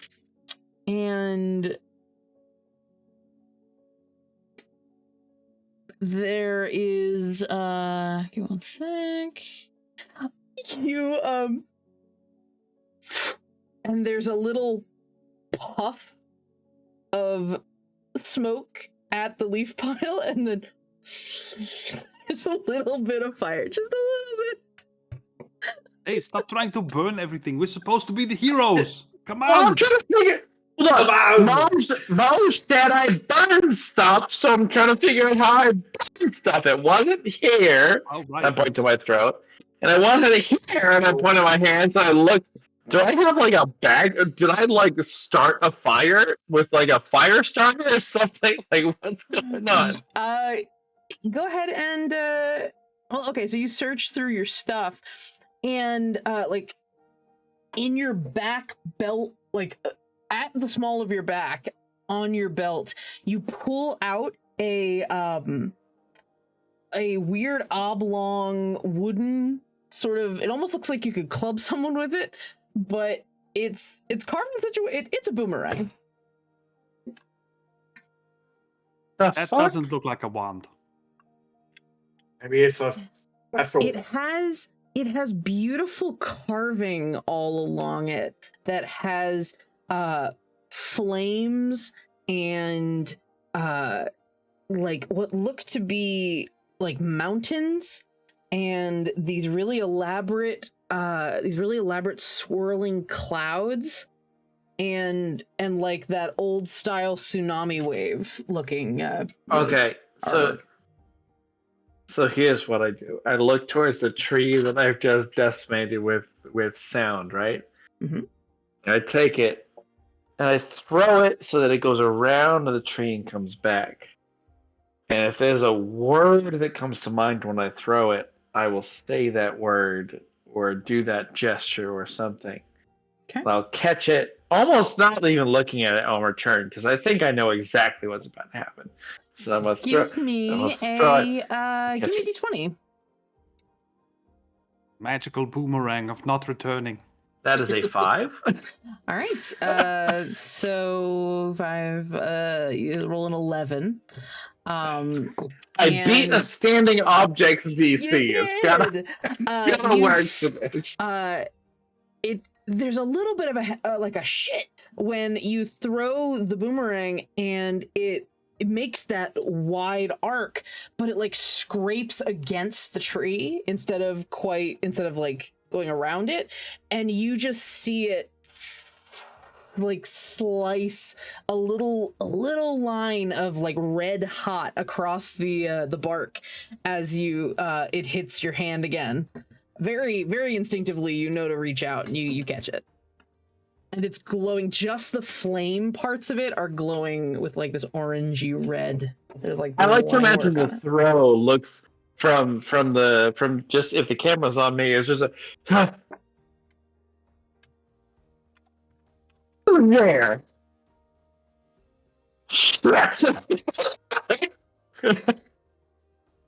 Okay. You hear Moj shout out in I'll just be clear about it. Shouts out in a little bit of broken draconic. A boomstick. Yeah. That was your boom. Yeah. Shit. So I did this. Oh, you killed the Duke. Yep. It's all coming together. You killed him so well, there's not even a body. I didn't kill anybody. Yeah. But I definitely caused some burning. Alowin tried to save him, and you killed them. Do I have any kind of weapon on me? Yeah. You've had this kind of pain on your back, and you reach back, and there is there's a handle strapped to your back, and you pull it out, and it's like straight up a little shovel. All right, I'm going to approach Kel and menace him with a shovel. You're under arrest.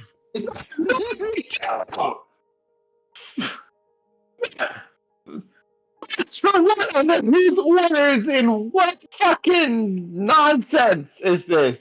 You're under arrest for the murder of the Duke. Come quietly, or I'll be forced to use force. No! The Duke was evil, man. What are you trying to do, Matthew? You just trying to subdue him? You want him to be like less dangerous, or you want to threaten him into submission? Okay. Go ahead and give me a roll. No. It's a 6. A 6? Amazing. You are a gnome holding a shovel. I'm a gnome holding a shovel with a skeleton hand. Actually, the skeleton hand works in my favor, but it should for sure. You threaten him with the shovel. And let me see. It's okay. Yeah, you threaten him with a shovel, nothing happens. But there's a little bit of dirt along the tip of the shovel. Now, are you going to come quietly, or do I have to get rough? Wow, I was so wrong. I thought he was a hero, but he's actually a cop. Run, everyone! Run! I have a good idea of what some of my roles are. So there's some of my stats are. So I look at them and go, I have to ask, what does rough look like? Like that. Oh, you don't want to see rough. And so using my insight, which is at least a +2, if not +4. Mm-hmm. Does he have any idea what he's going to try to do? Give me an insight check. That is a nat 20. 22. That is a nat 22. All right. All right, cool. So, okay. You see him up, like, pointing his little shovel at you, and his eyes are like got that little glow to them. The little beady one is really staring in you. And you're just kind of like trying to take an assessment of him, and you see a little bit behind him in the leaf pile that he had fallen into. There is a glow that starts behind him, a ghostly white and blue pulse of light from underneath the leaf pile, and it's almost the same shade as his eyes. Okay. So I look. Oh God, what's your character's name? There's no look shame dir- in backing down from a losing fight, son. I look directly at Alwyn and I say, "Okay, I know what you're trying to do. I want you to turn around and go back where we pulled you out." Oh, from. I'm not falling for that one. Hold on, wait. I'm not gonna. Never I that one promise. again. I promise I'm not gonna move. But I do want you to go back and pull out whatever the fuck is in the leaves over there, because I think it's gonna be more intimidating than a shovel. I want you to try again. I want you to try again. I Mhm. do. I absolutely want you to try it again. That's right. You should turn around for that. Should really I roll cool persuasion? thing I'm right trying to behind you. convince. I Turn genuinely around. think. I genuinely Every now think and that then, he's I get not. a- I genuinely think that he is not like normally with a shovel now. I think there's a thing in the leaves. So can I roll persuasion and convince him to go get the thing? I Because was going to go for it. I will freeze in place and allow him to go get whatever the fuck is glowing. Just hands up. For sure. I will just stay here. Because at this point, it's gotta be better than a dirty shovel. Okay. Do I have any like manacles or something in my now that everyone's looking for weapons, I will search let's myself to look for see. weapons or items. Let me take a look. So, well, I'll give a little credit. You just let me know if you want to know, but I'll just say you guys are all kind of checking. You're like patting yourselves down, like looking for stuff, or checking your bags, because most of you have some sort of like satchel or something attached to your belt or right on your back or something. So, Yuri, you're kind of sifting through your bag, and you do find that you have some rope. And a let's see, you find a rope and some like stuff that you would put together to make like traps, like some like trigger pieces and like something that looks like a straight up fucking bear trap, but like a little smaller. Nice. I mean, that would hold somebody, but it's a little intense. Okay. I pull out the trap and I'm like, no, and I take the rope. I'll hold him down while you look at the thing that he's trying to make you look at. I'm not gonna move from this spot. I just feel like if you're gonna try to hold me in place, it should be with that thing. Okay. Agator, cover him. And if he makes any sudden moves, you take him out. But I don't want to. Agator, I need you to support me right now, okay? Fine. Hey, guess so I'm you doing got it. it. Zombie, remember? I'm trying to help. I'm trying to help here. So I turned to Agator. I said, "Look, you do need to support him. You need to watch me like a hawk. And if I do anything shady while he's going to look through the leaves, you need to take me out. It's fine. It's cool." To do so many shady things, that's going to turn out badly for you. Well, the good news is I'm not going to move at all starting now. All right, I go back and I find the thing under the leaves. He blinked. Get him. Alwyn, you Oh, turn shit. around and you get a little lonely. No, you turn around and you see the glow. Hi, bud. You see the glow underneath the leaves, and it just sort of draws you in very instinctively. It's as it sort of upset Kel, not like things don't often seem to upset Kel. You feel like it almost feels like, oh shit, that's where I left my phone. Like something so intrinsically necessary to you, and you go immediately towards it. You kind of lift, you dip into the leaves, and you pull out this beautiful ornate lantern. It has let me see the picture. What did it look like?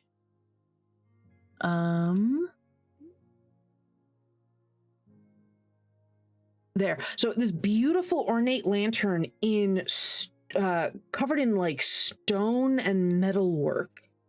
It's got this like orb chamber that is glowing with this ethereal, unearthly blue. And you pick it up, and there is just, it's like your whole body exhales. It's relaxed. Okay, that's a choice. Sure. At last, my arm is complete again.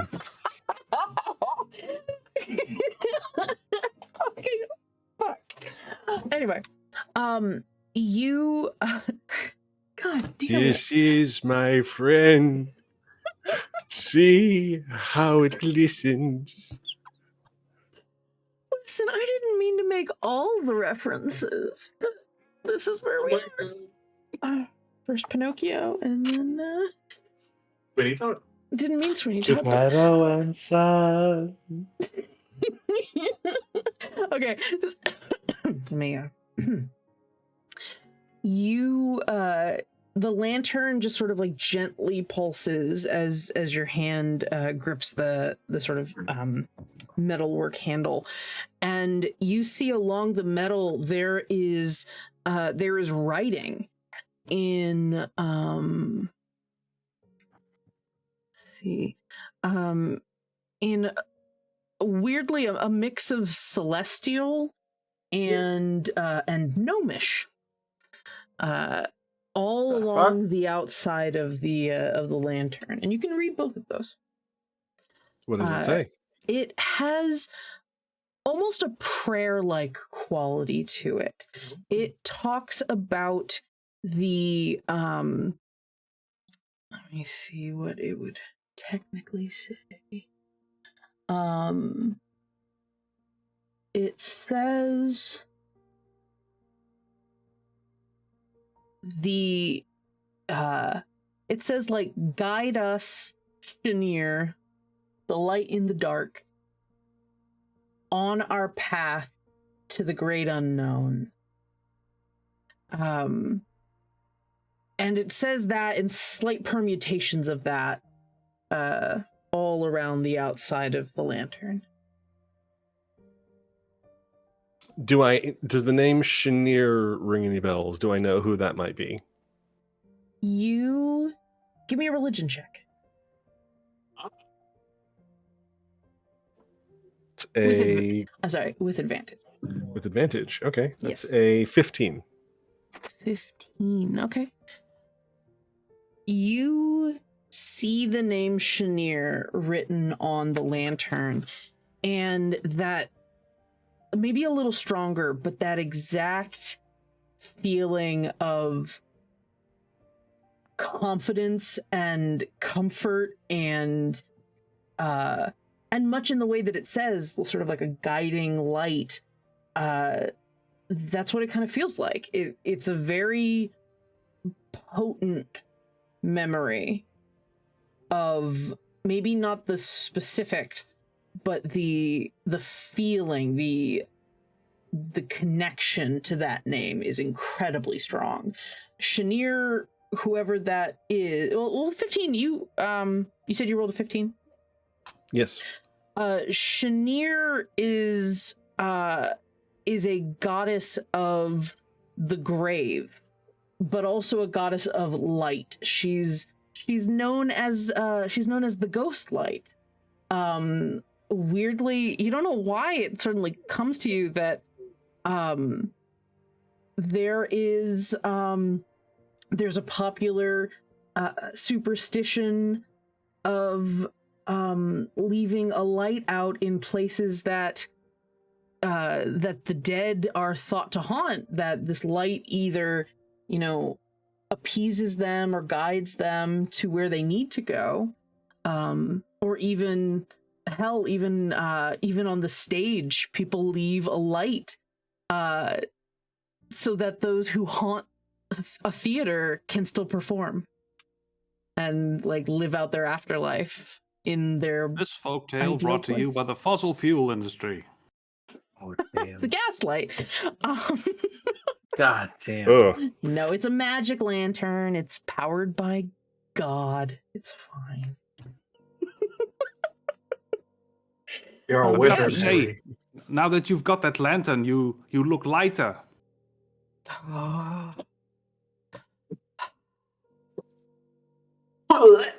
Mm-hmm. Mm-hmm. I'm remembering a few things. Tell me you're not really a cop.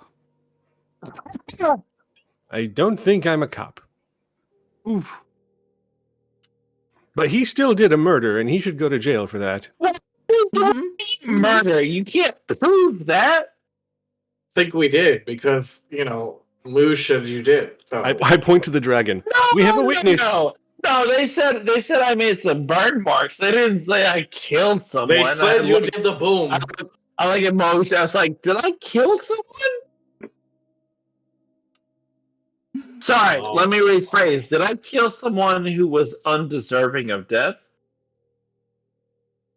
I don't. I think know. you're putting a lot of ethical quandaries on the head of this tiny dragon thing. This. It's okay. It's okay. You don't have to answer that. If this pseudo We're not in dragon, court. We're not in court right now. It's okay. if this pseudo dragon can make that assertion, then I can make that assertion because I also am a pseudo dragon. We are very similar in ability to make these decisions. Pure definition.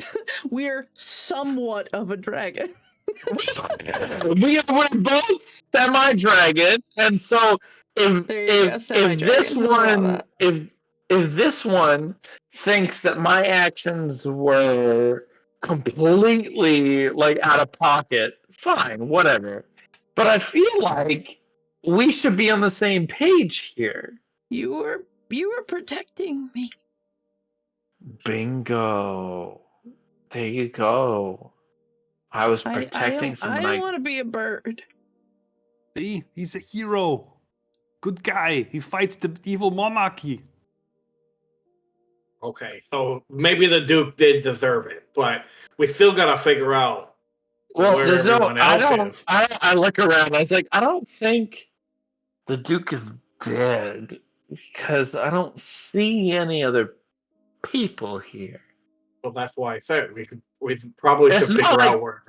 It's not like we're standing in the middle of like a burned down village here. There's a couple of scorch marks. But for the most part, it's living plant life. Like it's not like I did something with my boomerang here and murdered everybody. So just fucking stop coming after me. Listen, I know that we can figure out what's happened. I know Alwyn has a shovel, but you're digging your own grave. So how is my statement wrong? So You should never dig your own grave. It's like pouring your own sake. It's just a taboo. There's no thinking that's happening here. How did I do this? while Kel is losing his mind, can I look around and see like where the tracks can lead so I could Sure. follow them? Sure. Please do. Please. Go ahead and give me a survival check. Wait. I was wrong. I think we should also remember that the Duke is like a shitty Hydra. When you kill him, another one takes their place. That is correct. What And did you say? 100% something we should take into the calculations here. What was your survival check, Brandon? 6. 6. All right. So, Oh fuck. hold on. You, Shit. so a 10. That's not that bad. You head towards where all of these footsteps are, or rather all the sort of, it's less footsteps and more like the Damn dirt feet. has been kicked up and like torn up in a certain direction. You start following it towards the woods, and it starts kind of breaking up. Like it seems like they all were fleeing and then spread out in multiple directions. It seems like the crowd just dispersed completely as you hit sort of the outskirts, maybe a few yards in past the clearing. Giuseppe, as all this is happening, what is Giuseppe doing? Or sorry, what is Agatur doing? Mhm. Just walking with her. Angela, I'm taking the opportunity to take that 2-minute break. I was just about to do it right now.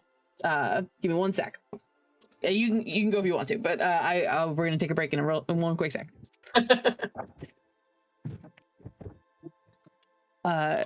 So Giuseppe, are you just walking with Alwyn? Yeah. Okay. Looking at the tracks. You're looking through the tracks and you hear a voice near your ear. Jiminy Cricket.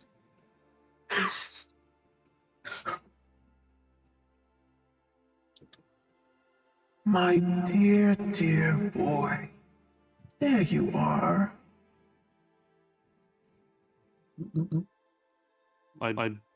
And you see, oh, go for it. What are you doing? Yeah, I draw my weapon and I spin around.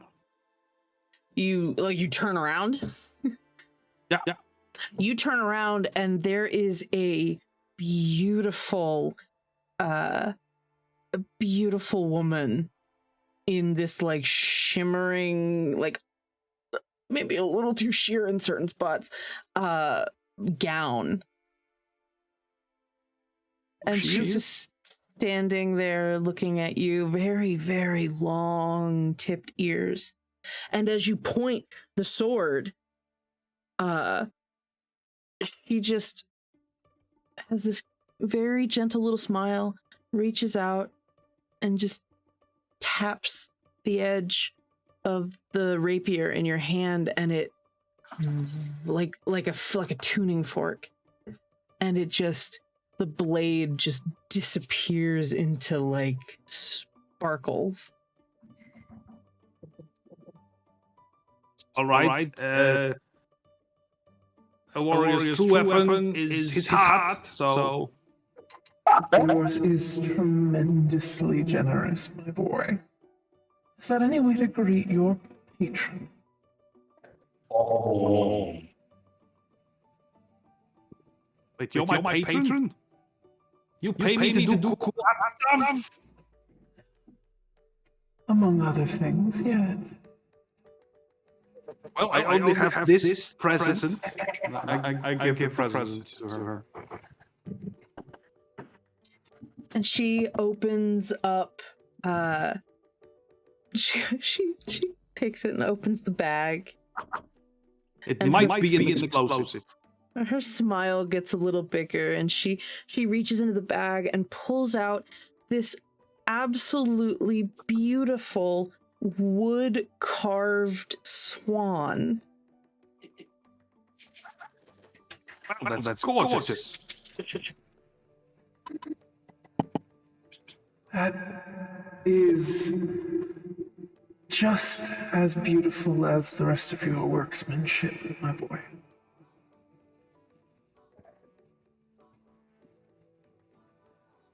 I am honored.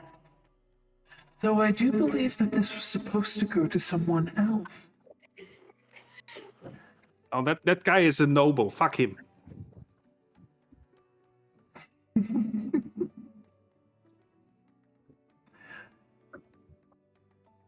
And what exactly do you think I am, my boy? She steps a little closer.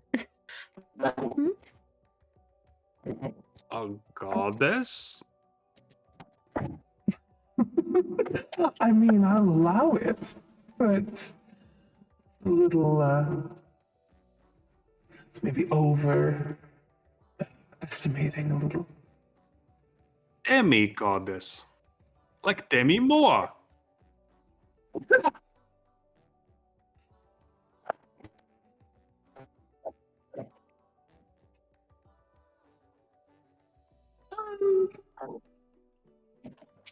Are you certain you haven't knocked your head about a bit more than usual?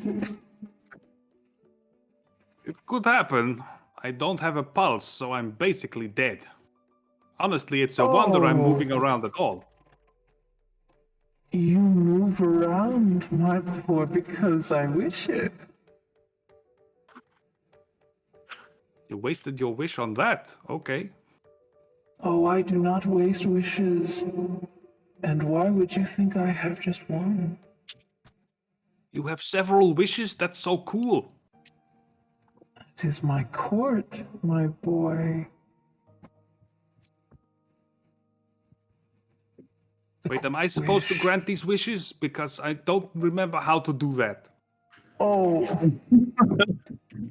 No. Amazing. They are my wishes to grant to you, my boy. We do great things together. You do not remember. Not really. Was it something about the uprising of the proletariat?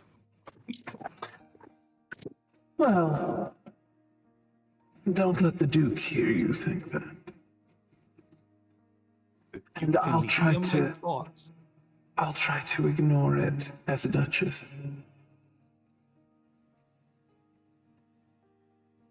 Wait, are you the Duke's wife?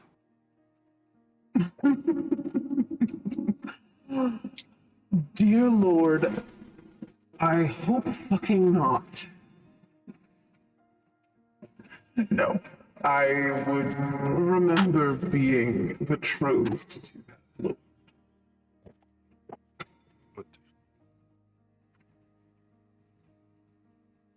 No, you were here to deliver a gift as a member of my court, my boy. We were supposed to appease him, but I don't think that went very well. I believe so either. That one blew him up.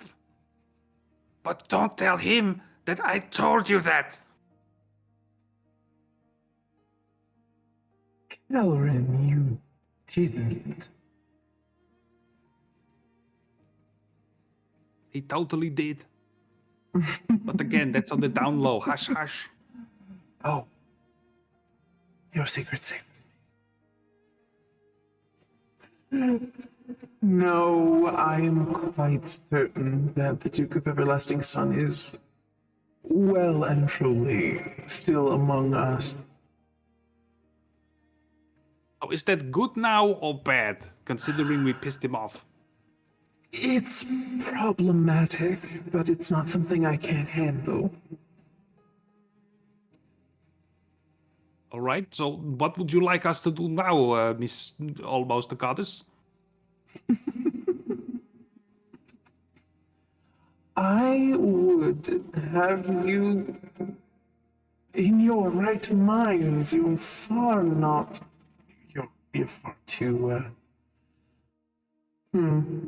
You're not quite as useful to anyone this way, let alone yourselves. Oh, don't worry. You're still plenty handsome.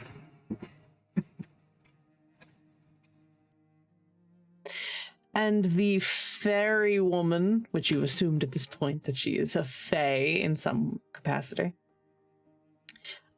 she looks around all of you and kind of glances about the clearing. Oh, fuck.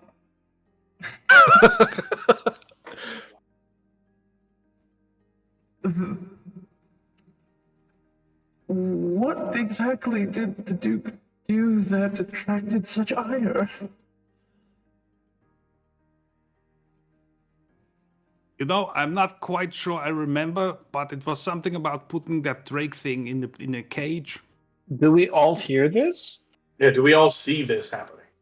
Oh, you see this woman, this beautiful blue and white gowned woman with dark brown skin and beautiful black hair in braids that are both black and like silvery.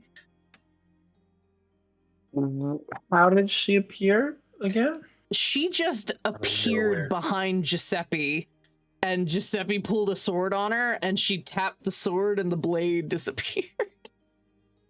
She appears That doesn't to be, make me feel good. She called herself Giuseppe's patron. We can all see.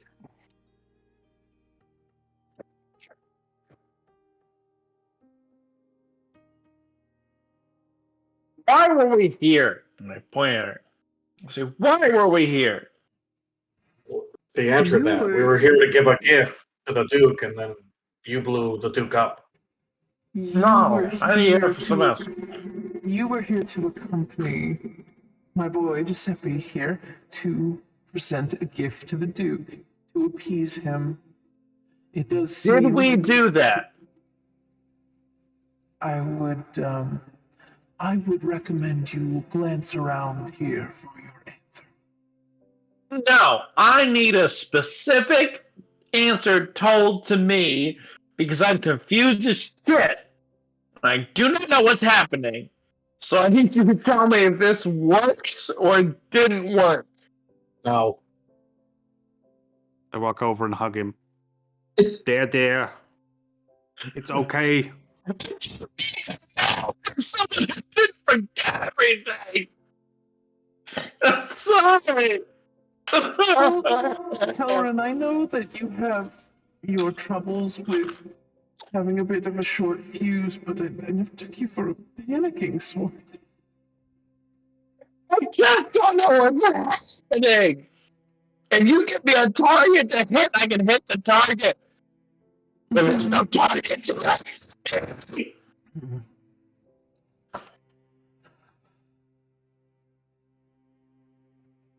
Oh, Miss pretty lady. Giuseppe's patron, or should I say Agathor's patron, because that's Agathor's name, actually. It's not Giuseppe. Oh, very well. Agator. They both suit you very well, in my opinion. So either I am happy with. Thank you. Oh, we totally forgot why we were here and what we were doing and who we are, I guess. Agator and Alwyn, that has a much better ring to it. You should fix your posters. Your what? It now occurs to you, Agator, that you and Alwyn have the exact same cloak on. His is just covered in dirt. How are two people wearing one cloak?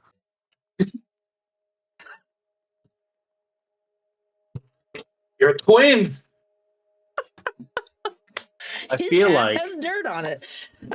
I feel like I have thrown under the bus for no good reason now. I'm a little irritated. Somebody decided I was the problem. No one decided you were the problem. Mhm. I don't think that that's true, Jerry.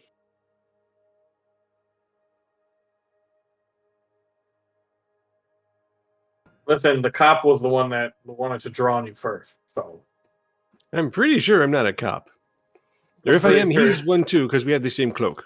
I'm pretty sure. Decided to I'm do pretty that. sure that you don't know if you're a cop or. No, she And just you said I do wasn't. You do have to tell yourself if you're a cop. That's the law. That is the law. Hey, is that the patron talking to us? Yeah. Yep. Oh fuck! Sure. All right. She's just kind of a snarky bitch. Being a police officer requires daily affirmation. Oh no, there's a lot of baggage there. I don't think that we can address that. Alwyn is, from what I understand, more of a. He does enforce some laws, but mostly the laws of life and death, on behalf of his own patron. You have a patron too? We should set them up on a date. Oh, we've met. How did it Oh. go? I don't believe it's any of your business, my boy. Right.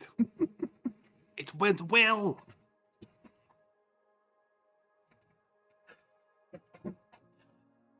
If you seek to regain what has been taken from you quite callously by the Duke's impish whims, I would recommend 2 courses of action. One, that perhaps Alwyn seeks guiding light from his lady, or you make some sort of barter with me. As I said, I am not without my wishes, my boy. Well, how do we know We that all- you're not? Do we all hear this? I say, is there a third option where we can just punch the shit out of someone until they tell us the right answer? Can we just barter Cal? He caused all the problems. Fucking knock you! See, I told you he was the one that threw you under the bus. Kel, I'm fucking.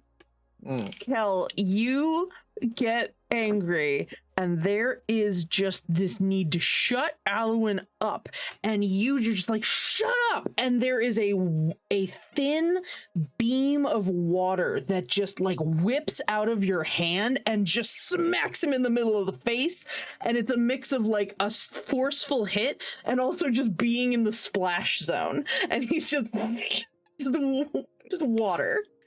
Cold Arctic water. Oh, that was kind of refreshing. It's very warm. Thank you. Are you gonna When shut up? will the violence stop? Look, I didn't do this the way you think I did. Let me Clearly, explain. clearly, I respond very strongly to injustice. If y'all come after me, you're the bad guys. I'm gonna fuck you up. Yeah. Down with the man. Goddamn right. All Or- women, we don't discriminate. Exactly. Down with everyone. Goddamn right. So, are you with me or against me?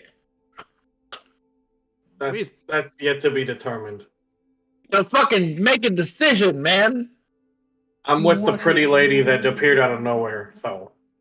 Oh, how kind of you. Please pet my lantern. You fucks. Alright. Am I to sorry, understand that an accord is to be reached between us? Look. I just want to know who lost us our memories. The Duke, most assuredly, or someone within the higher circles of his court. Cool. So, Jerk. we fuck up the Duke. We get our memories back. Is that all I'm hearing? You make it sound so very simple for something that is There's- so tremendously suicidal. There's not a lot I have to go on, so you fucking tell me if there's a different way to remember all the nuance. Because right now, all I have is I don't remember shit. I'm getting blamed for shit, and I'm tired of getting blamed for shit. And that is all I have. The woman loses her smile just a hair, and her voice almost permeates into your skull for a quick second. I am here to help you, so you would do well to keep your manners.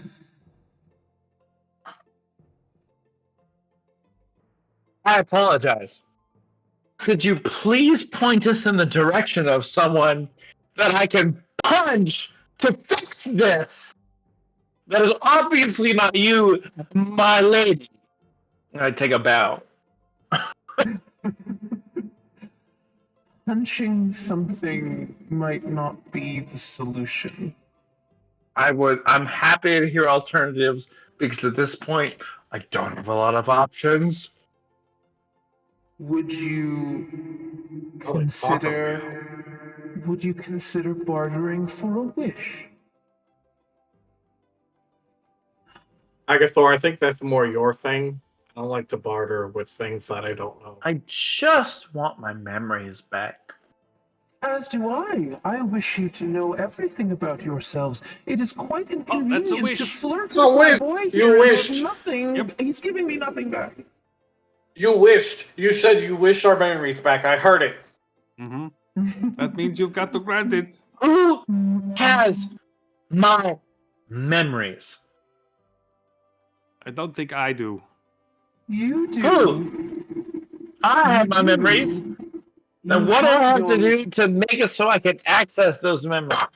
That is the question. Yes, it fucking is. No offense. Sorry Is if I'm that rude. something? Is that something you wish? Look, why She Yes, seems I cool. wish. I do in fact wish that we all had our memories back. Yes. Yay! What? Name your price.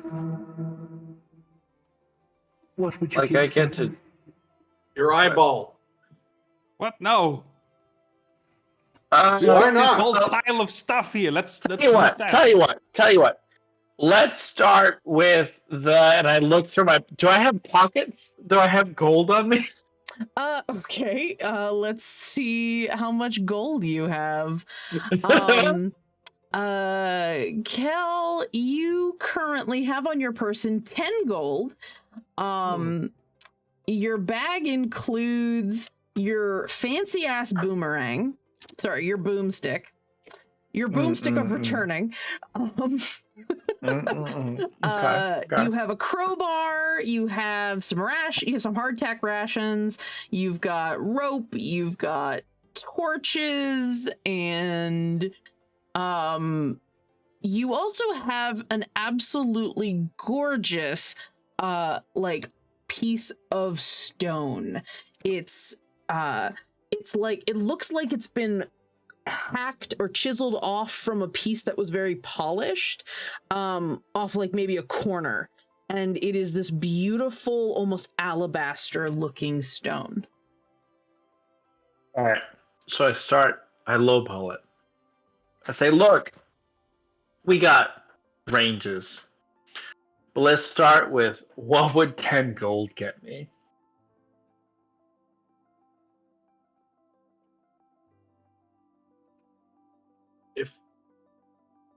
If I need to go higher, I can go higher, but just like, I want to barter this because I'm a little tired of guessing. Let So me this is provide some expectation for you. that would be lovely.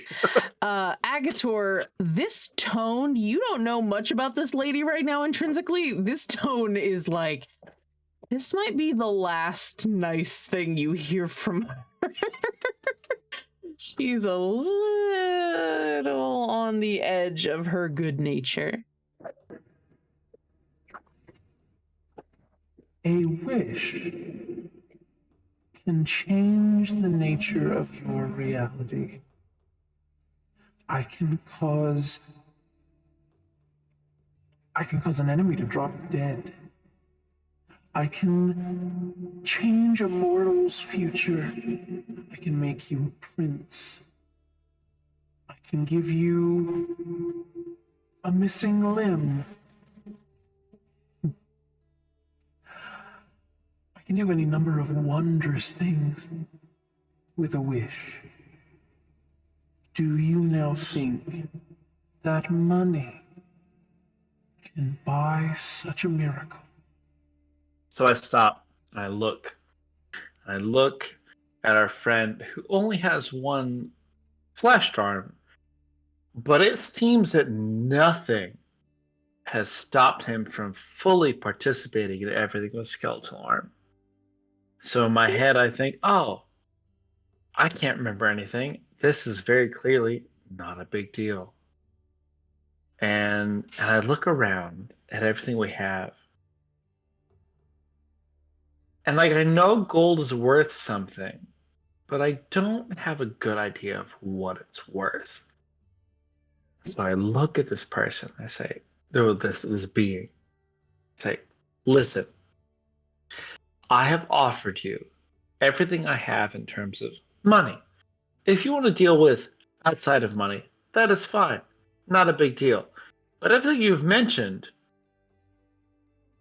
doesn't seem like as big a deal when I look around. A missing limb, he fucking can do everything with that limb that I've seen. He doesn't have a problem.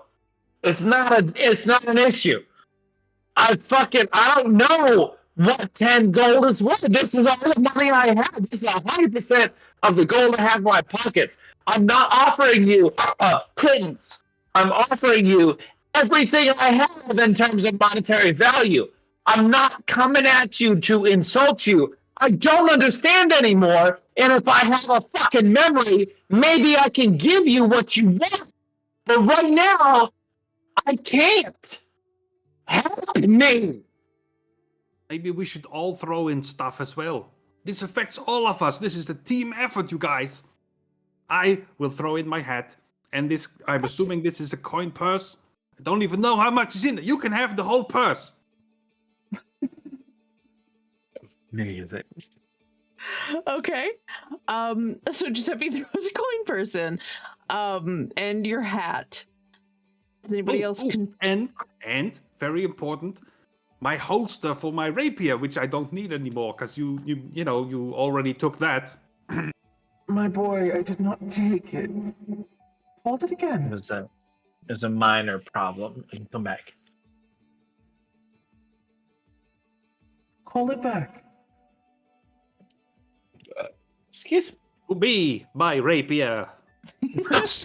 And you're holding the handle, and the blade just sort of appears back where the handle was.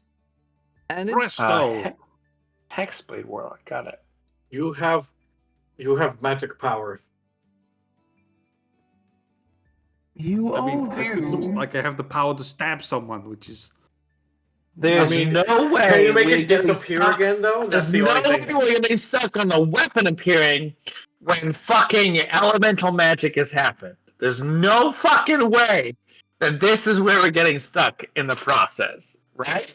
I'm getting stuck. I'm getting stuck because that's pretty cool. I mean, magic. You throw fire, but that's Cool. that's a physical object that's reappearing It's and super disappearing. cool, but it's not a part of it. You get what I'm saying?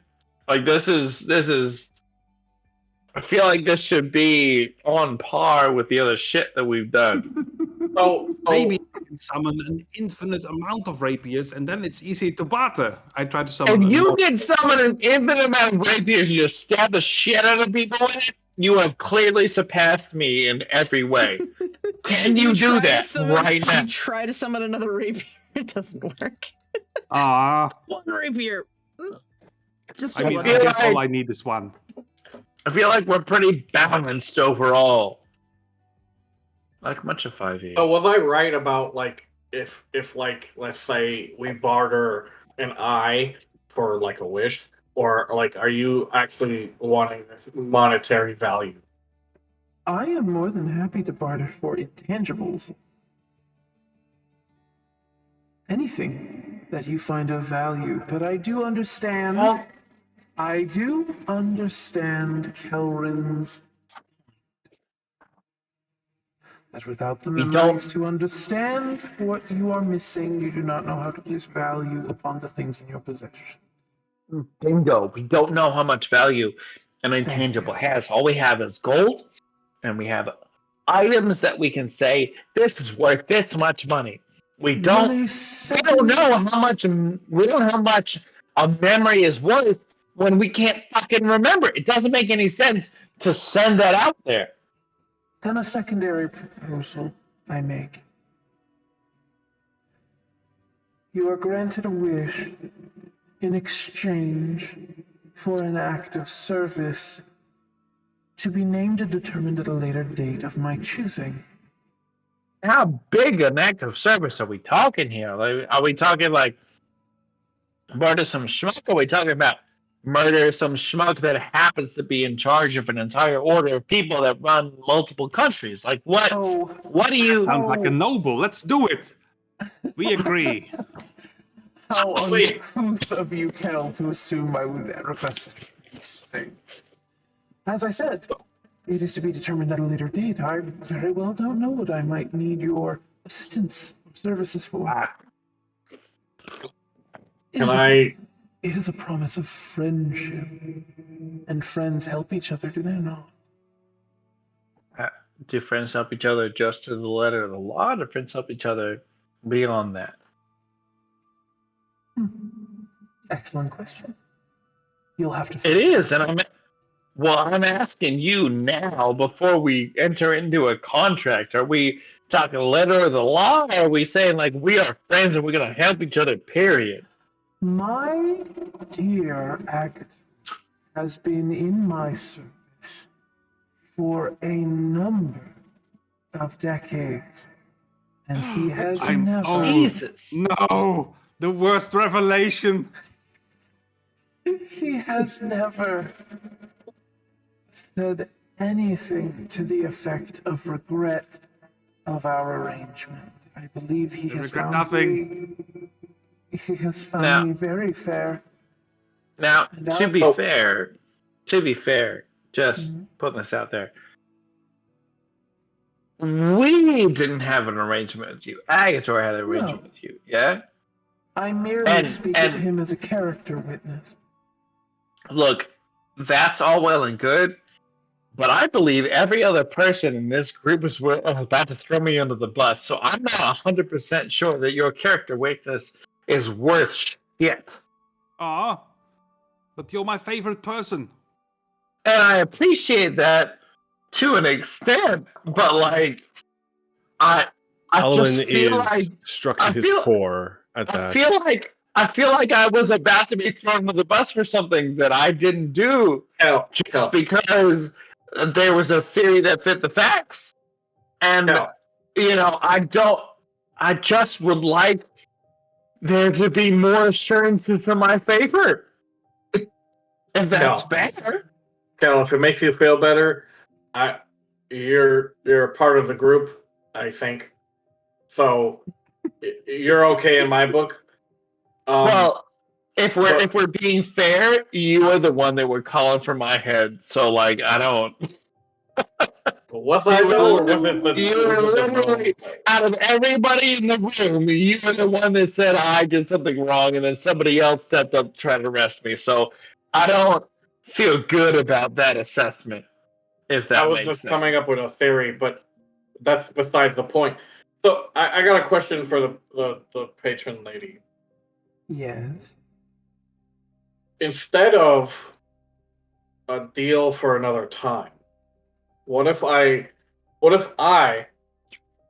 give up my memories in order to give somebody else their memories back? Yes, that's smart. I also do that. Let's all do that. Well, hold on. You I don't all want to wish forget to shit. give your memories No. in exchange No. for who? I would like to remember, because I feel like as a victim of some of this pointing and clicking here, I feel like I would be better served having those memories in place. So I'll give my memories. I wish for him to have all our memories. I'll take it. I'll take everybody's. I feel very confident in my ability to fairly express those, considering I've been doing that since we figured out what Moshe's name was. I feel very confident in my ability to fairly express everybody's memories so they all know what's happening. Is that truly what you wish, my boy? It sounded good at the time. Let's not be too rash now, okay? Like I said, I'm willing to give my memories that I don't remember for the cause. So as I am fairly interested in my original offer of a future active service, may I attempt to assuage you of the value of your exchange? As long as Kel can get his memories back, so he can stop yelling at me. I want Until Kel the to last remember his That ex-wife. statement. It's so Until the last part of important the to statement me. was so nice. You two so very do bicker appropriately.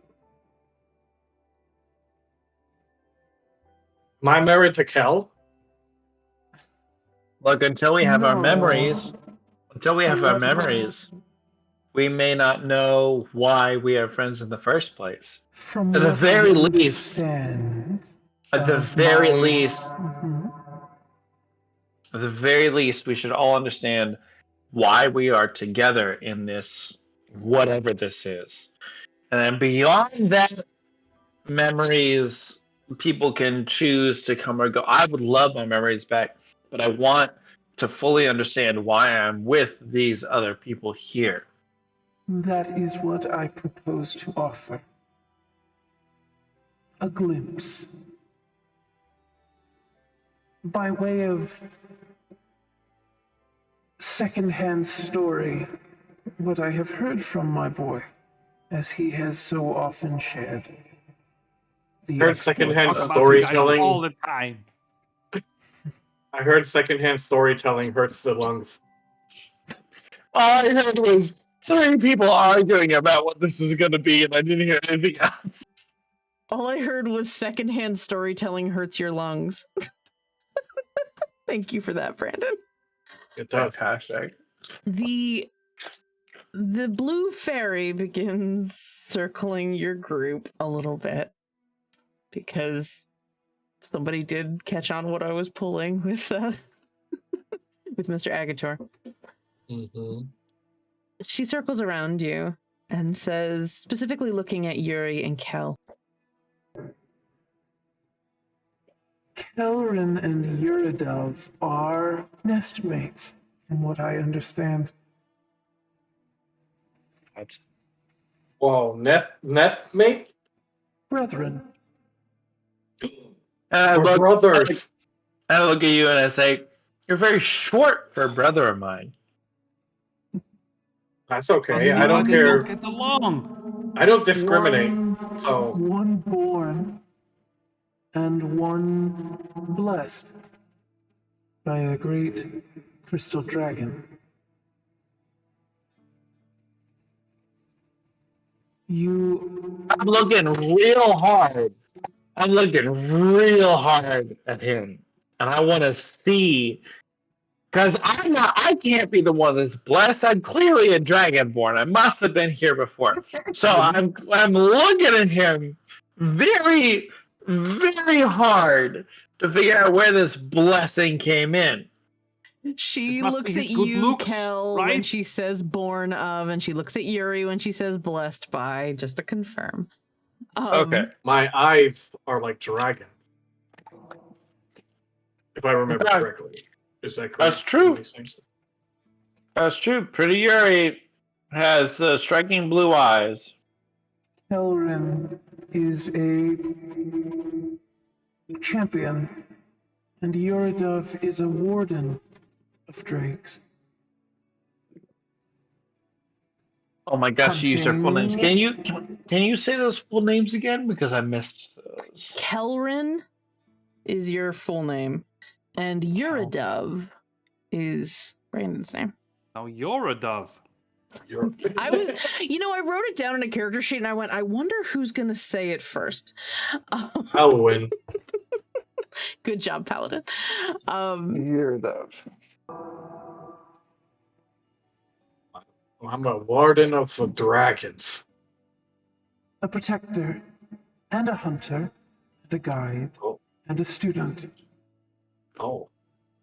You spend your life around them. Not all dragons are aligned. Sometimes you have to hunt them. Sometimes you have to inform about them. Sometimes you have to act as intermediary.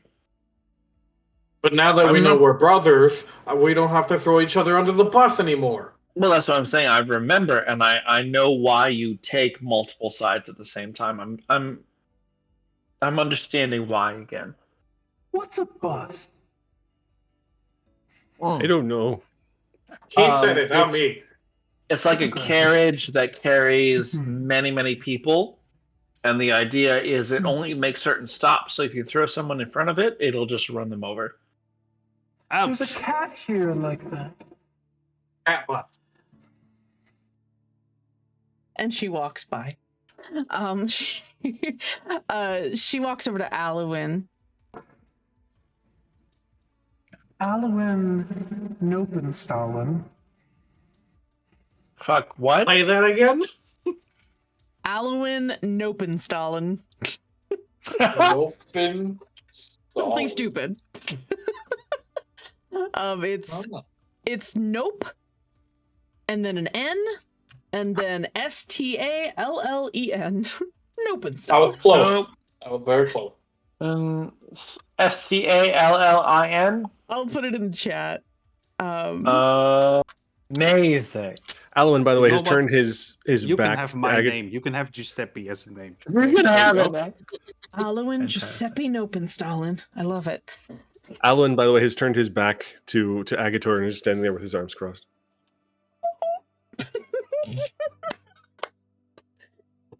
Agator said Kel was his favorite person.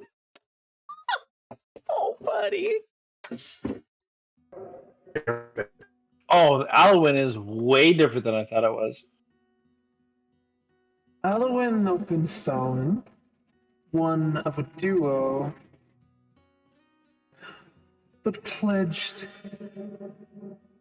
to a goddess who gathers the dead to help them pass on, or to help them remain a guardian, an arbiter of the passage between life and death, and of memory. So many are confused by the domain you wish to pledge yourself to. They think it is the realm of ghosts and fiends and Isn't that that just which fate bumps in and the death? night. The domain of death is for the dead. The domain of grave is for the living. You help people remember. To Living people memorialize. in the graves. Gotcha. This is Bury them alive. this is Alwyn? Yes. The Such same a- one that was the same. Wait, hold on. Alwyn is the same one that was my nest mate, quote unquote. Which one was Brandon's my your nest nestmate. Brandon's your nestmate. Yuri. the elf. Alwyn is the gnome with the Alwyn lantern. is the gnome cleric, the gnome grave cleric. I got it. Okay. Blessed by dragons. So strange, though, that such a grave purpose you have promised yourself to, and yet such a playful vocation you wish to keep. Clown. You're a birthday party clown. That's why you were at the party. Son of a bitch. Oh my god. As that as she passes by Alwyn, she goes towards you, Agator, and she walks towards you with this small but prideful, almost motherly smile. And my boy, the other part of the pair. You have no soul. Murder her. No, I think I have a soul. You somewhere. do, very much so. Eh? It was that which called me to you to begin. Yes, you're gonna become a real boy someday. Already a real boy. Well, Like See. real. one with. Well, Yeah. look, I'm real. Poke you. See? If that is what he wishes, one day perhaps. For now, he has expressed being content to weave stories, to carve his own path, so to speak. To bring Because them I'm a back to me. wood carver. To bring joy and ferocity. To bring stories to me and then tales out into the world. What grand adventures you provide to me, my boy. You're welcome. I like spreading joy and frosties. Ice to meet you. Oh no! I thought we talked about puns before we started the stream. We're bringing. Anyway. They're great. Full circle. And she walks up, like right up towards you, Agator, and puts her hand on the side of your metal chassis of a face. And I return the favor. and she, this whole time, she's had this almost knowing, like, sort of feline smile on her face, like she's always a little step ahead of you on things. And when you do that, her face breaks out into a genuine sort of grin, like you caught her off guard. And it's the most human thing you've ever seen from her in this interaction. And she looks up at you and says, I shall never regret our little partnership, my boy. Same.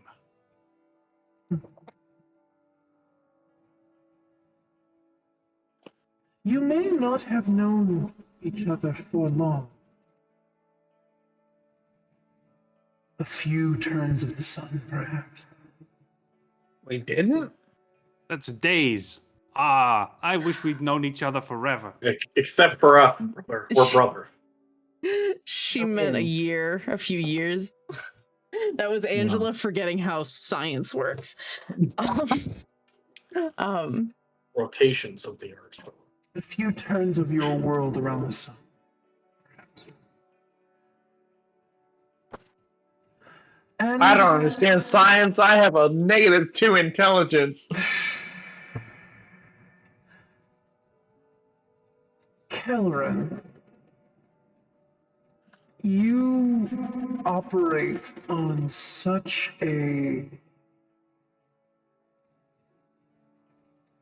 hot and cold temperature. Things are right or things are wrong, and I just have to feel them out, you know? You still have some work to do. You are only halfway through your task. You are perhaps irritated, perhaps subconsciously, because this was a request of mine that drew you away from your path. My dear Agator was very kind to bring his friends to ensure that propriety was given, that the proper number of people to give fealty to the Duke was there. So you felt like an entourage rather than a single messenger. Wait, I Is thought I this gave him a why- horse instead of fealty. Is this why I had to fight someone? This feels like why I had to fight someone. You only know 2 of your 4 companions that you always travel with. Wait, 4? I count 3 companions and me. Who the fuck is the 4th? Pointed to Drake. They are your allies.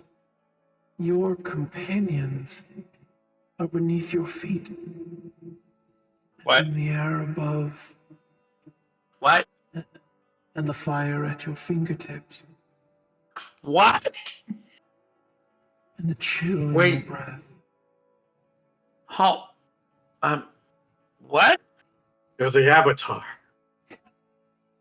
Fuck! The Fire Nation did attack you. Look, Different And time. everything changed. I got force, and I got nonsense, but I don't. I cannot tell you more about your journey, as I do not believe Agator has shared or perhaps fully comprehended how pivotal it is to you. You have spoken of it before, the temples. You have been to 2, and you have 2 more. Okay. You are the Avatar. Which 2 have I been to? Help me out The here. fire and the ice. Yes? Because you said hot and cold. Can So we skip the fire level? The water level? That's what we're asking. We're asking if we can skip that. Perhaps the water level is why your friend is so irritated right now. You just left it. That means we won, though. If he's irritated Hey. not dead, that means we won that level. As So water is good. as she describes things to you, Kel, you do realize, at least from someone sort of meta explaining it to you, that you are hyper conscious of the environment around you. You've been able to like pick up things incredibly quick because you're just hearing everything going on around you. It's just humor me for a second. Am I the 4 paths monk or whatever the fuck it is? Because that's what it sounds like. Alright, so No, you're that's fine. great. As, So as you like as I'm either a 4 path monk or I'm some sort of fucking sorcerer who thinks he's a 4 path monk. But either way, a You're punch Either just way. I environmentally love conscious. One punch either way, mage. I am aware. Yeah, Um, exactly. One Punch I'm aware of the nonsense. Okay. okay, breathe. So I have to fix this, and part of the reason this is a problem is because not everyone believes it's a problem, but I need to convince people that it's a problem. And I turn to the rest of my group. Do you all think that this balance or imbalance between elements is a problem? Yes or no? What? I don't know what you're talking about anymore. I'll Fucking take the favor for my Jesus. memories back, please. Your Look, journey, clearly- Corin, is a personal one. No, It's for you to better okay. understand your place in the universe. Right, but I would like to be traveling with people who can help me with that place in the universe, as opposed to people who would actively prevent me from achieving that place in the universe. So I really like to know whom I can picture. I want my memories back, goddammit. You have my bow. I wish we could all take the journey with you. Well, maybe you can. What else do I have to give you to get my memories back of these schmucks? Oh, because of smart. have my bow only in and the- my only in sword the and my most- lamp. Only in the most respectful terms until I determine that y'all are fuckwads. But if you Ow. don't determine that, then you are 100%. I've given you my respect here. I just need to know what I know about you. Like I said, you have my bow, so Do you use a do bow? I have a bow? Do I have one? Yes?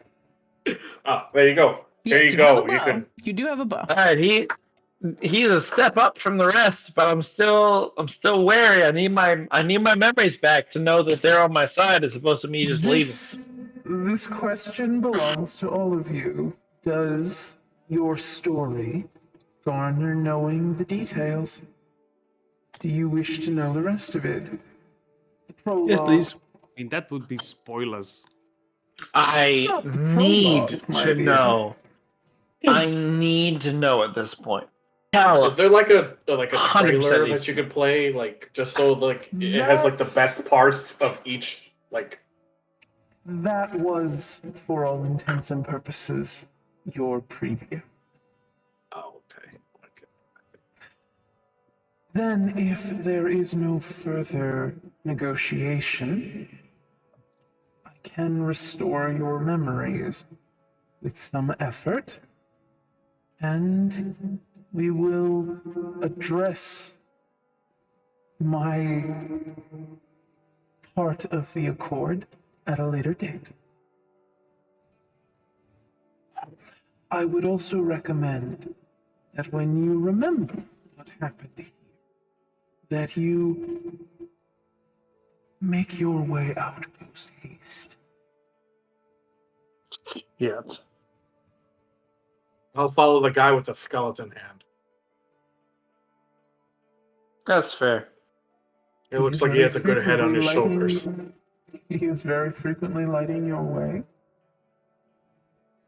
I figured he has a lantern, so Thank you, Brent. it makes sense. She walks up to Agator and puts a hand on his shoulder, like right around where his cape is attached. And she leans up and kisses you on the cheek. Aw, And says, maybe you're married. Till the next time you tell me a very good story, my boy.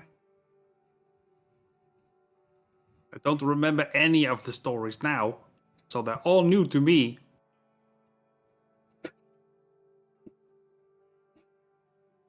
Oh.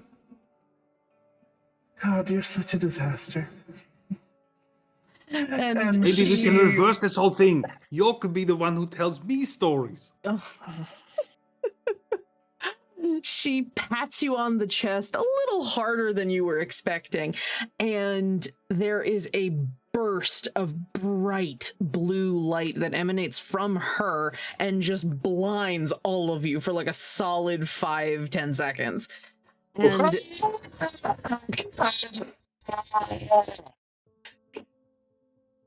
and all you hear is a screaming dragonborn. And when the light subsides quite quickly, as though it hadn't blinded you to begin with, it's almost like it didn't burn your retinas, you are all standing in the middle of the court of the Duke of Everlasting Sun amidst the absolute destruction of the fight that broke out when he decided you all owed him a present and not just Agator. And there's nobody left. None of the Fae that were partying and indulging and drinking and trying to lure you to go hang out with them or whatever that means. And the Duke is nowhere to be found. Neither is the Blue Fairy, the Duchess of the Court of Wishes. You are all sort of standing in a bit of a circle. And Moj is shaking out his head and immediately goes to Uradov and kind of snuggles next to him because as your Drake companion, he is always at your side.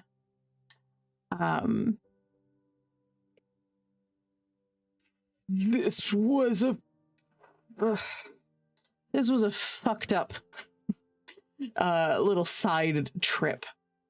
But clearly we won, though. You at least chased them off by the look of it. it seems like you caused enough of a hassle for the Duke that he was like, ugh, bored now, and just like mind zapped you and fucked off. We won that. That is a I'm losing, I'm gonna throw out this last ditch effort to escape clause. But we won. He seemed whatever like the fuck that was. He seemed like the kind of person who was less losing and more like throwing a tantrum because you ruined his party.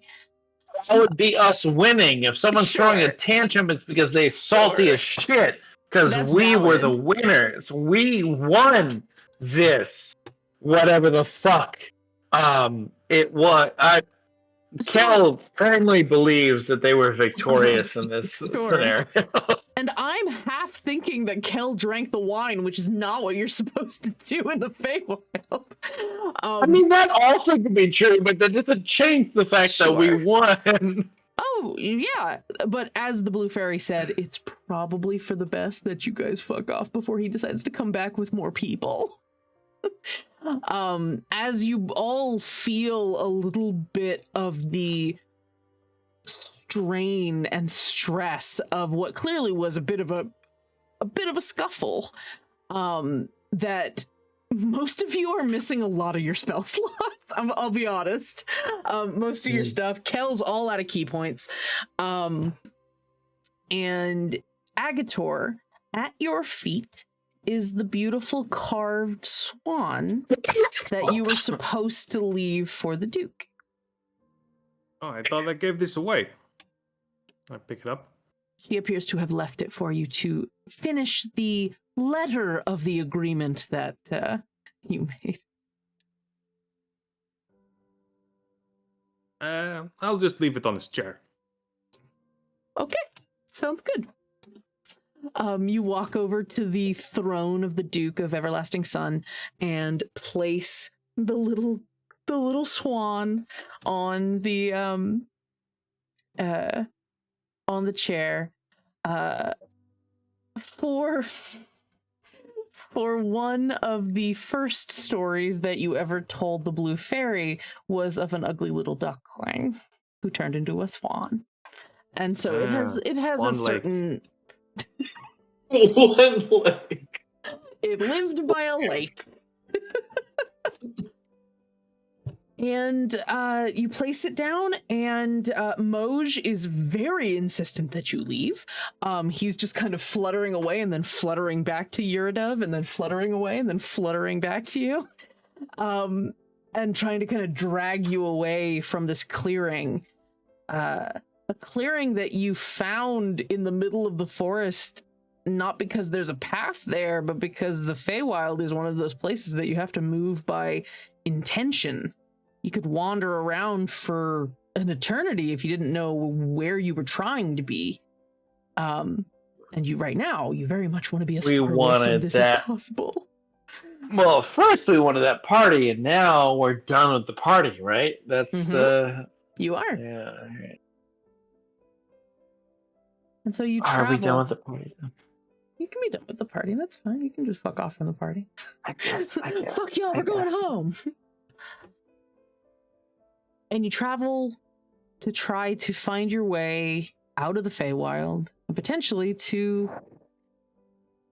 the next adventure or the next temple to help Kel on his little personal quest, or to whatever fate has in store for you all, as this was just a small chapter in your adventures. A water level. Oh. We passed the level. Oh man. And I imagine at some point Alwyn and Agator have to have a big talking to about the nature of their working, professional, and personal relationship.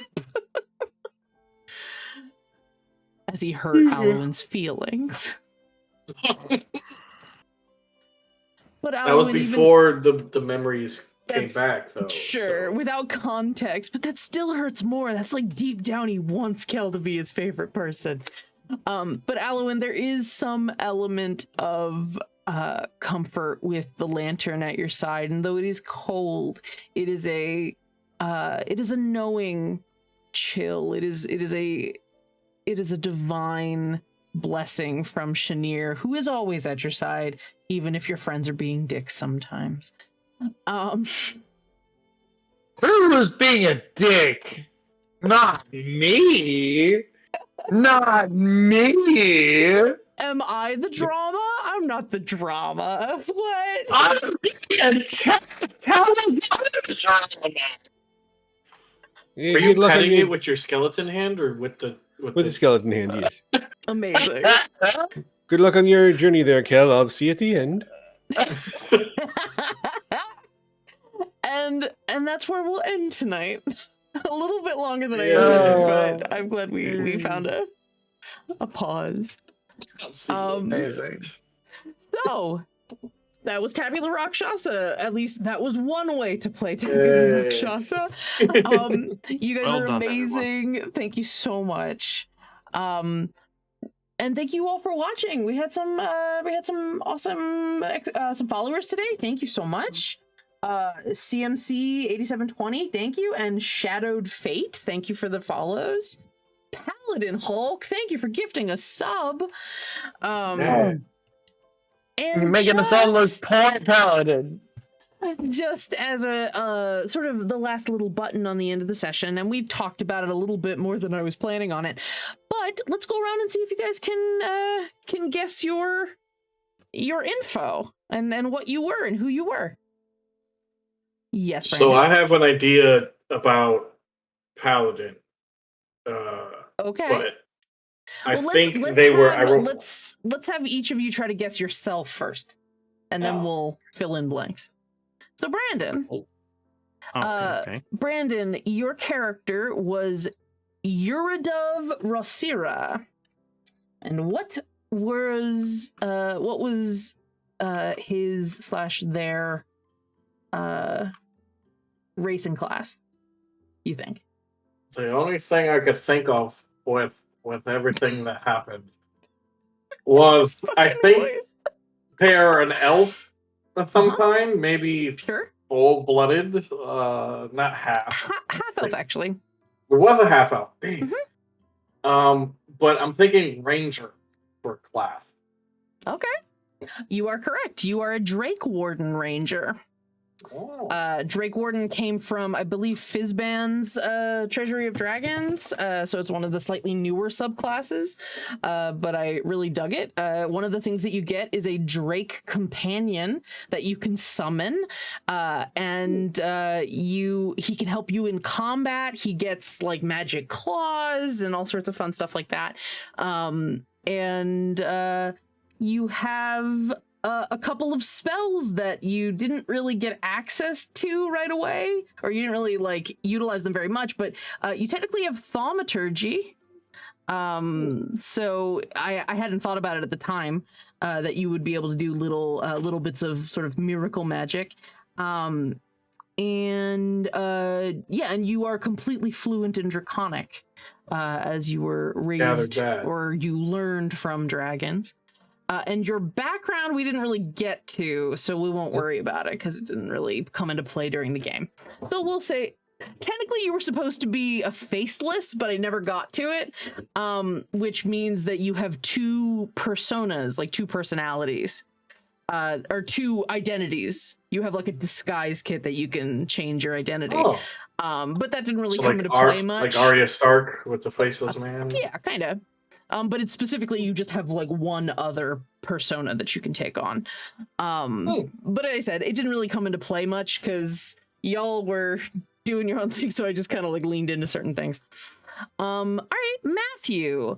Alwyn Nopenstallen, which is the best name I've ever conjured in a random generator. What do you think, Alwyn? Ancestry and class? I think we figured out pretty conclusively he was a grave cleric. Yes, he was a grave cleric. As far as like race, the fact that he was kind of spooky makes me think he wasn't a gnome. Was he like reborn? No, he was a rock gnome. He's just blessed was by just a Chenier. He was just rock gnome. spooky. Okay. He was spooky from the underground, so we had a little bit of bioluminescence to him. And I thought about making him a Snurf Neblin, but I think I liked rock gnome for him. So yeah, yes, you were a grave cleric, and your goddess was Chenier, who is from the Vale pantheon. She's a goddess of light and grave, and known as the Ghost Light. You have the entertainer background, so you have a little bit of history. So I was a party clown. You were a I party was clown. right again. I think you maybe had more experience with like backstage stuff. Like maybe you were in charge of the ghost light at a theater. Oh, okay. Because that would be like a blessing that you would have on the theater or something. So yeah, so with the grave cleric, you used a couple of spells. I tried, if you had done a little better when you initially threatened Kel with the shovel, I would have had you cast Ray of Enfeeblement on him, so he would have done half damage. but that's okay. And How close did he get to dying? Because he took not a bunch close of at damage. all. No? You had 27 hit points and you had 17 left, so you're okay. You lost about a third of your health though. So yeah, that is what you are, Alwyn. And let's go with Paladin. What do you think Agator was? I mean, there's at least Besides one very Warforged, think multi-class bard warlock. ironically just warlock. You were Hexblade. you were Hexblade, and your background was I believe I gave you the gambler No, you were an entertainer. You were also an entertainer. I thought I might have given you the gambler background. But yeah, so that was it was completely accidental that I gave you guys the same cape, and then I just decided to connect them. And then Kelrin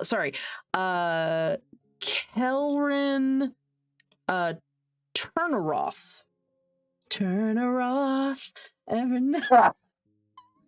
Well, clearly, it seemed to me that I was a monk, considering I had a +6 to acrobatics, which is ridiculous. Yeah, you did.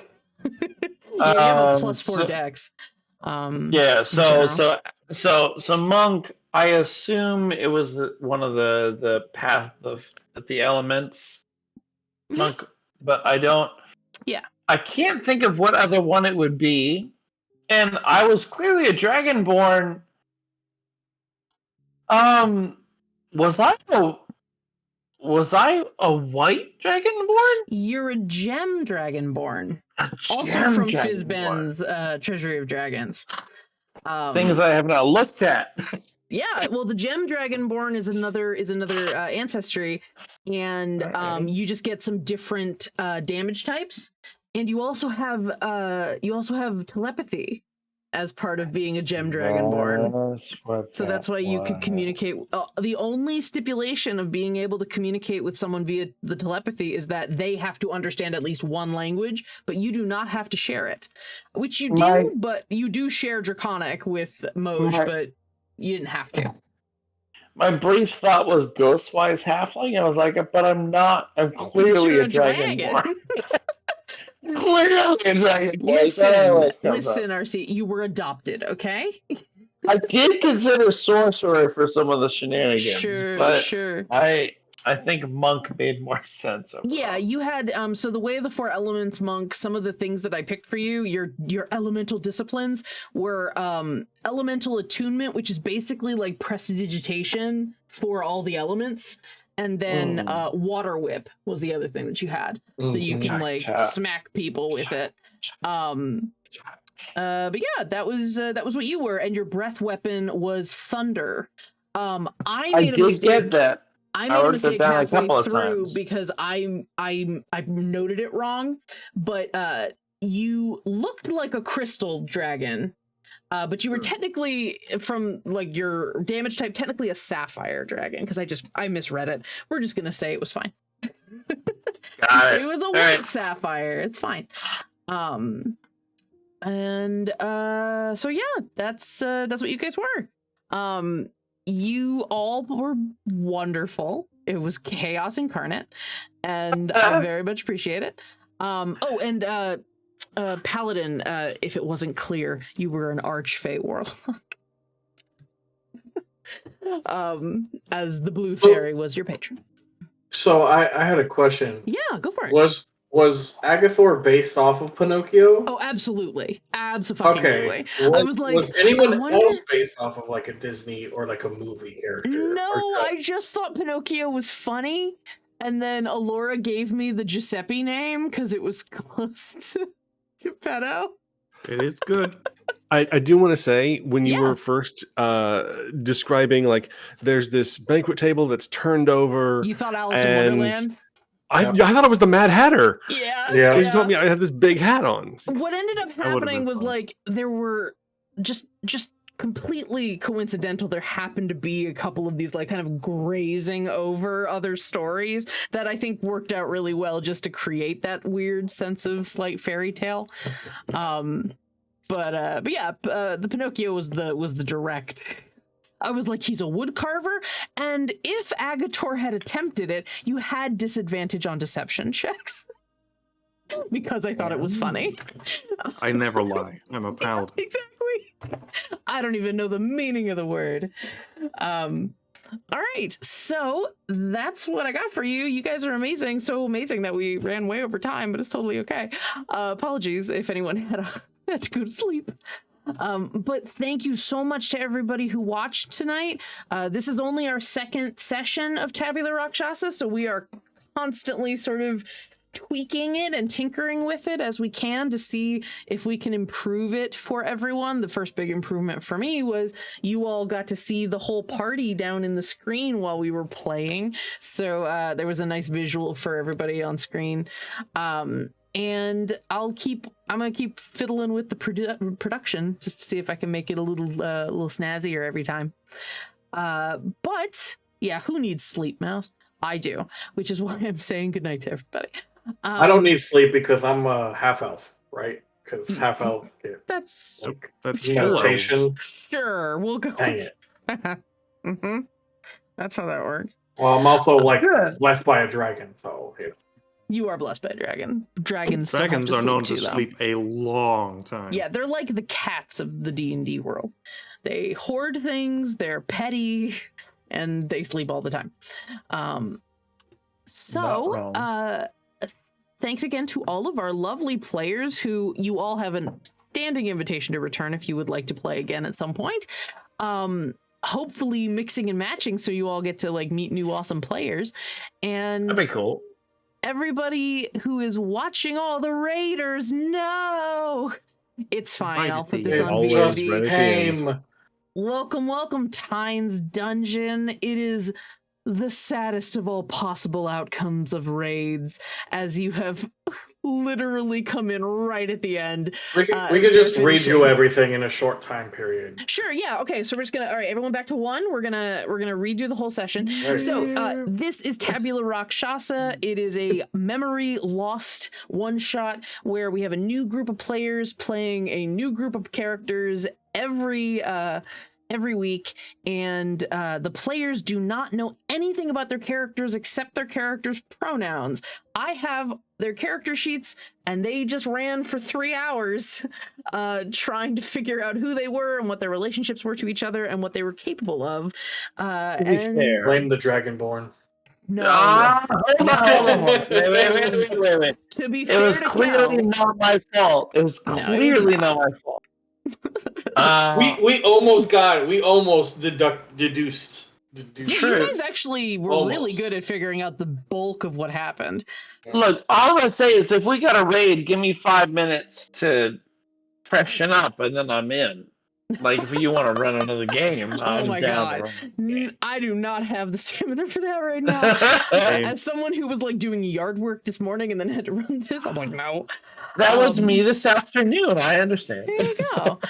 But you all are, of course, pie. welcome to come back another time. And if anybody watching would like, if you've got a camera and a microphone and they're like, okay, please give me a ring. Please go to Discord, our Nerdsmith Discord server, and you can find me there, just at Angela. You can find me. And let me know you'd be interested in guesting. I have a number of sessions left for what I'm considering this first season of Tabula Rakshasa, and it's a 2 to 3 hour commitment. You get $10 if you play. Just letting you know as a casting call. Oh my god, I Brandon, get you 10 didn't bucks? know? Yeah, you do. No. Yeah. Cool. Suck it up. Suck it up, Smalls. You You're can getting good. keep it. Anyway, so you all are amazing, and I hope to see all of you soon. And you in chat, thank you so much for joining us. Again, we are part of Nerdsmith. You can find us at the Discord link that I just put in, or at patreon.com/nerdsmith. And check out what we've got for Halloween. The All Tricks, No Treats. Nope. All Treats, No Tricks Halloween event that we're doing is us and a bunch of other TTRPG creators on Patreon, and you can find a bunch of free content by clicking that link and checking out our pinned post. You can go through basically a web ring of a bunch of us trick-or-treat around the neighborhood of the TTRPG space. So yeah, that is our session. Welcome to Tabula Rakshasa, and good night. We hope to see you here next week, same time, 9 p.m. Eastern, 6 p.m. Pacific, on We Are Nerdsmith. Thank you so much, players. You guys were amazing. This was very, very fun. No, you were. Everyone, please have a great rest of your evening and a safe week. Make good choices, and above all, do us all a favor and be good to each other. All right. Good night, everybody. Bye-bye. I don't know why I was making just then. Anyway, bye. Bye.